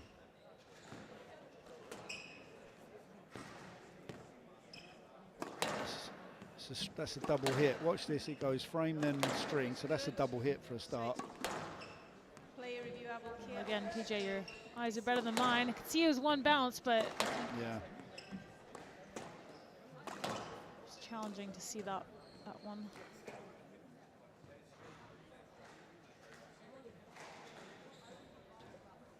So now we're going to go look at the second decision in question, which was this counter drop situation right here. For me, Kennedy's run into the back of Aboelkheir, and the ball is actually to the left-hand side. And watch this here. She's taken the wrong line. Yeah, it does stay quite straight, doesn't it? It does look like there's a space to go around Aboelkheir's left shoulder. Go play that. Yes, let decision overruled. Aboelkheir has 2 reviews remaining. 8-6. So right good. side. Another good review from Aboelkheir. She's been good with them so far this match. Yeah, well, each player gets 2 reviews per match until we get to the 5th game, and they will get 1 opportunity in the 5th to review. Gives them the opportunity to disagree with the referee's original decision. 9-6.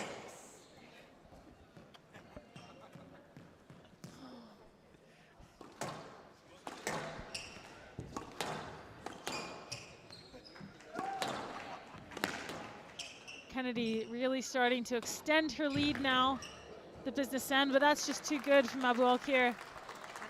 Well, it's much needed, wasn't it, really?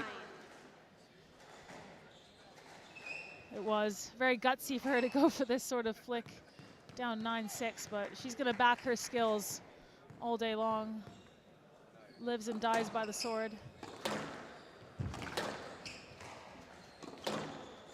It's very good straight work from Kennedy. She's just hit the top of the tin again. She did the same in the 3rd. Managed to recover from that though. Needs to have a bit of a reset here. Perhaps eyes on the finish line a little too soon. Well, we've all been there, yeah.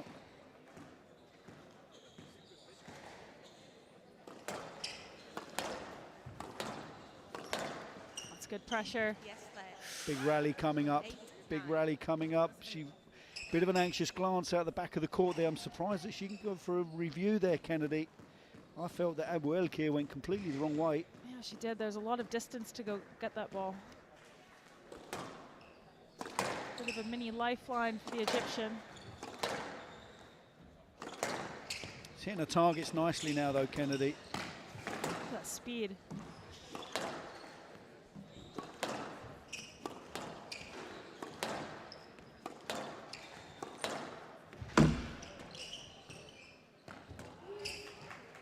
Yes, let's.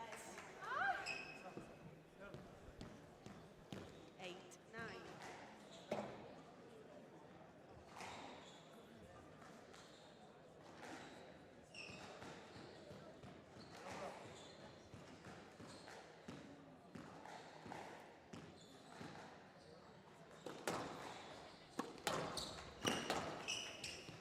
Yes, let's. 8-9. You don't have any reviews remaining. She's looking for a review here. I saw a bit of room to ball, a bit of distance.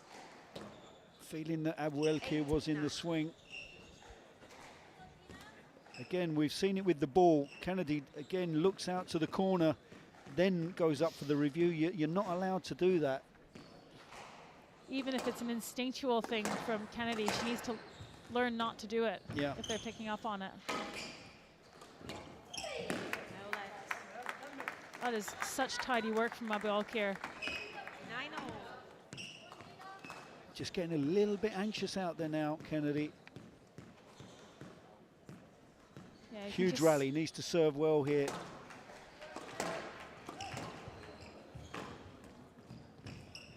Oh, just snatched at it.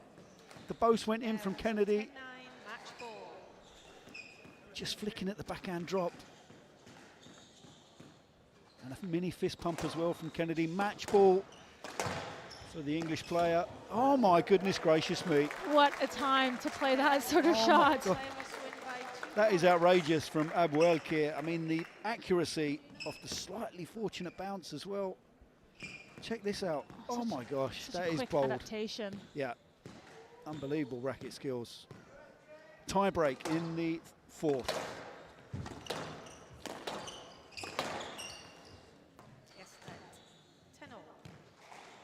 It's getting very tense out there, Nicole. Yeah, just a little over anxious from Aboelkheir on that one. That's why that one clipped the sidewall.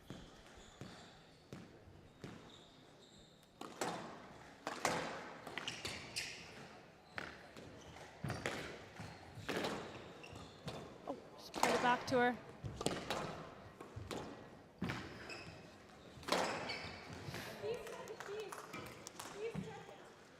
You want to check it? Yeah, I saw it good. Do you want to check it? Player review. This will be a welcome break. Aboelkheir has gone for a review. She does have two remaining. There was a pickup from Kennedy that is in question from Aboelkheir earlier on in the rally. I didn't see anything wrong. Yeah, she's got it. Yeah, it's up. Yeah, she got it. She doesn't know where the ball is, but Oh, she accelerated onto that like a flash.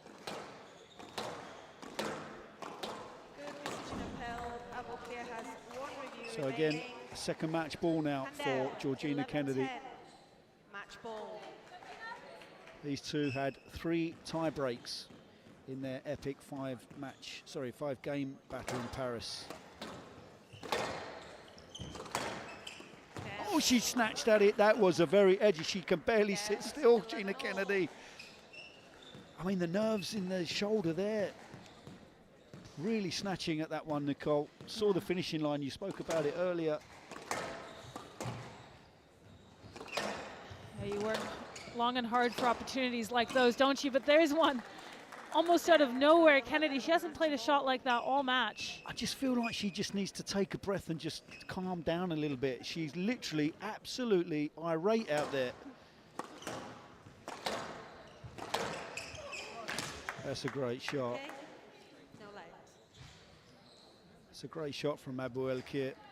I just feel, to your point, PJ, that Kennedy's trying to get through this the way that she knows how and she's most comfortable, which is throw the intensity out there like mad. Yeah. And just try and fight and will her way through, which unfortunately with someone like Aboelkheir who takes the rhythm out of the game, that can backfire a little bit. Oh, she did well to get out of the way, a little bit like Keanu Reeves in The Matrix. I mean, you'd never expect that shot to come. No, I mean, it was so bad, it was good, wasn't it, from Aboelkheir? Now serving with a game ball of her own. It's reminiscent of Paris. Oh, she's moved into the line. That's going to be a stroke. And that is frustration for Kennedy. Romping off the court. Well, what an edgy finish there. She can't believe she's going into a 5th and final game here. And that's frustration for Kennedy.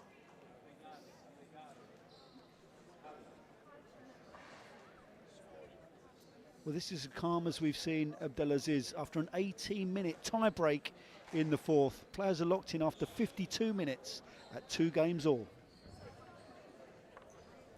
Well, the intensity that Gina Kennedy is bringing to the court is palpable. And by contrast, you can feel the calm and the relaxation of the Egyptian. She was down facing the barrel at the end of the barrel there. A couple match balls to save, and she held her nerve, trusted her instincts, and somehow found a way when her back was against the wall to come through and force this to a 5th and final game.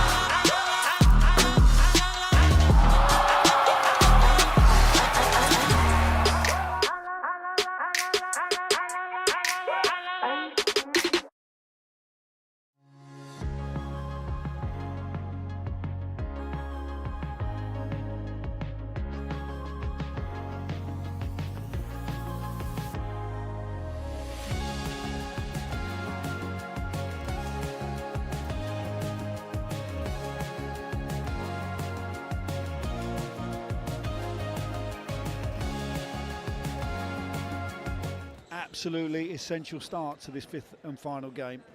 Both players need to try and get some points early onto the board. Can't help but feel that Georgina Kennedy at the end of that 4th game did look a little bit edgy, Nicole, and very edgy actually. So really needs to regroup, doesn't she? She did. She needs to forget about the fact that she had those match balls. Because now it's a best of 1. Every One-game point shootout. Yep. It is, and every point will feel like it's worth 3.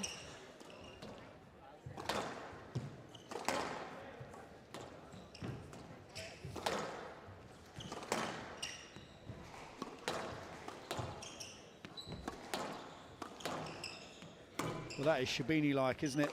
Just dominating that backhand side of the court. It really is. Clever width from Kennedy. Got this extra wide to get onto the sidewall. Yeah, had to be that width.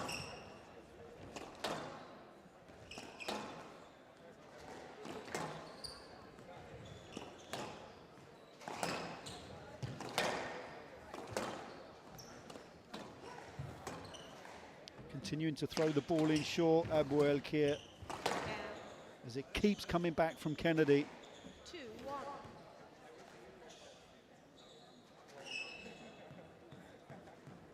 Contrast is pretty interesting, isn't it? Aboelkheir trying to take as much time in between as possible, probably from a physical perspective, but also just to probably frustrate Kennedy, because Kennedy's bouncing the ball like there's no tomorrow. Yeah.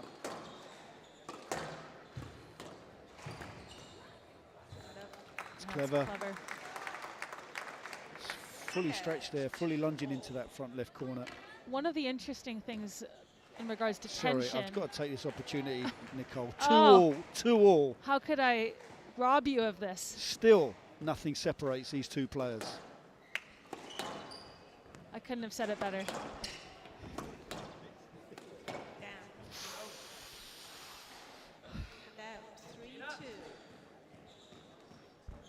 You may continue, Nicole. Sorry. Thank you. Well, one thing I was just going to say is that with the increased tension, it actually starts to hinder your speed, because when you want to be fast, you want to be explosive, you need to be reactive. Yep. And so as the tension rises, if it does continue to rise with Kennedy, that's going to hinder her movement. And with someone like Aboelkheir, who likes to hold and who likes to change the direction of the ball, we've seen here there's been a few jerky movements like off the trickle boast with Kennedy. And so it's kind of a double-edged sword where you're trying too hard almost, and it backfires. No, I couldn't agree more. It's getting the balance right, isn't it? You want to be playing at a pace, but then also with that element of control as well. You get the sense that Kennedy, when she goes at this, it just looks a bit frantic and a bit like in fast-forward mode. That's tight. That is very tight. 2-all, 4-all.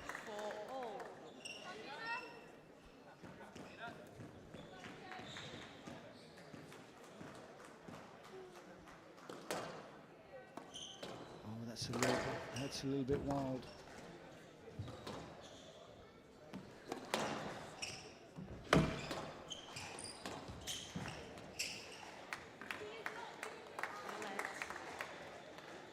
Well, this is a little bit of a concern, you'd have to say, for Kennedy, because I think 3 of the last 4 shots, Nicole, all going into the front of the court, almost a bit desperate, wasn't it? Trying to somehow find a way. She is, and Aboelkheir is reading Kennedy like a book. And although that's Kennedy's favorite area, it's a complete miscue. Kennedy's favorite area to play the ball short into is off the backhand, particularly that straight drop. But unfortunately for her, she's playing someone with one of the best backhand counter drops in the women's game. Yeah. So if she misses her target, as she has the last couple of times, ever so slightly, Aboelkheir is going to run it nice and straight. Put it back under pressure. Yeah.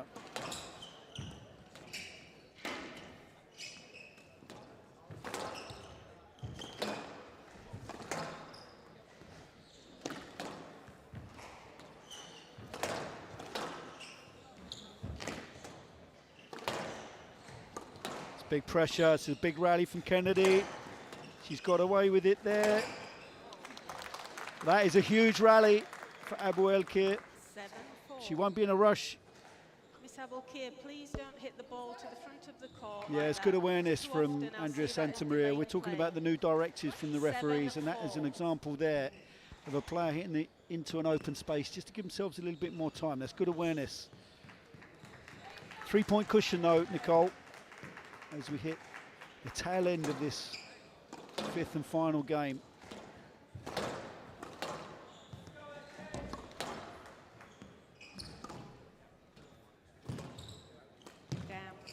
Smart from Kennedy, finally lifting out of the front.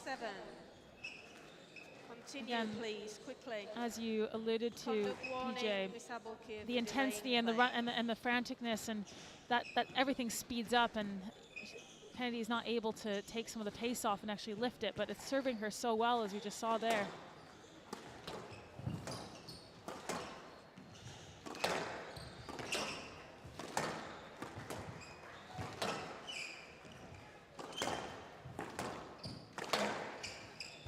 That's outrageous. This is absolutely outrageous from Aboelkheir. Continuing to go short again. And eventually it's the length that does the damage.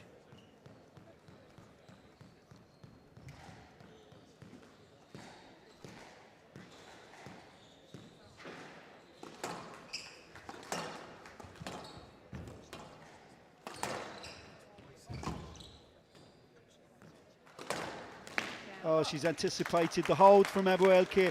That was what did the damage. Kennedy had to cover the front left-hand corner because she's so dangerous there, and then just enough on that length and beyond the reach of Kennedy. 4-point cushion now for the Egyptian.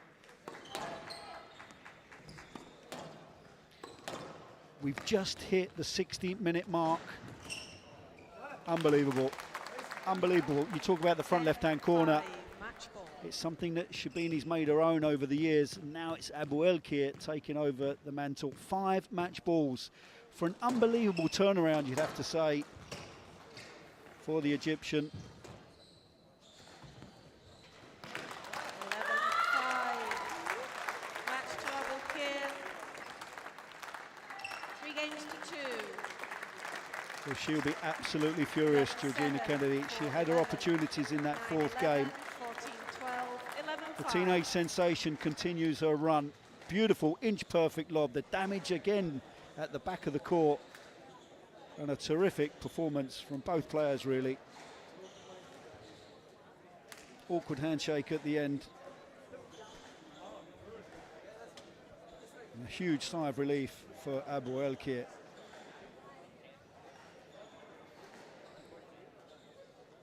Omar Abdelaziz finally a little bit more animated.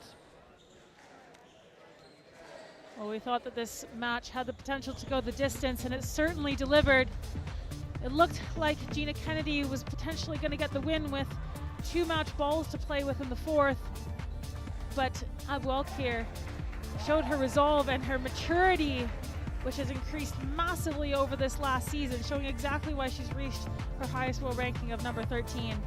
Coming back from 2 games to 1 down and clinching a 5-game victory over Gina Kennedy. So here we have the confirmation. Fayrouz Aboelkheir downing the number 6 seed, Georgina Kennedy of England, 61 minutes in a 5-game thriller. 11-7, 4-11, 9-11, 14-12, crucial tiebreak, and then 11-5 in the 5th.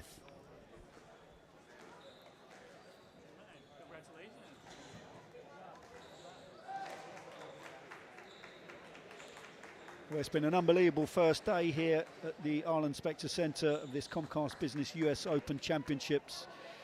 And as we rattle through, Patrick Rooney downing Spencer Lovejoy, the All-American hope there. Unfortunate, but an impressive performance, you'd have to say, Nicole, with Elaraby taking down Amina Orfi in 3 straight games. It really was. They went the distance earlier this year at TOC, and Rowan Elaraby certainly did her homework after that, and probably after watching Orfi last week in San Francisco, and had the tactics spot on. Coll, the number 3 seed, the current champion of this event, taking down the very dangerous Nicolas in 3 straight games. And as we just saw there, the Egyptian Fayrouz Aboelkheir phenomenal performance from her takes out the number 6 seed from England, Georgina Kennedy, by 3 games to 2. Well, the action continues thick and fast tomorrow. In the first round, it's Lucy Stefanoni. The American Hope takes on Georgina Adley of Scotland, the sister of Lucy, Marina Stefanoni, another brilliant junior here in the US, now going pro. 2 sisters there in action early on, takes on Tina Gillis of Belgium. So Timmy Brownell, also the American number 1, takes on Alu Aboelkheir, formerly a Penn student here. So a lot of American interest as well, with Amanda Sobey coming back from her double Achilles rupture against Naylor Coll, the number 5 seed. So all about the sisters tomorrow there, Nicole. Yeah, it really is. I'm interested to see how Lucy Stefanoni does tomorrow against Georgia Adelaide. She's a very attacking player. She's now at Harvard University, so she's been exposed to a lot of different players. Interested to see how her game has matured. She always plays really well as an underdog here at the Arlen Specter Center, and then always obviously on that last match of the day. That's an incredible, incredible one to watch. That'll be a nervy one for Naylor Coll, that's for sure. But again, cannot wait for tomorrow's action.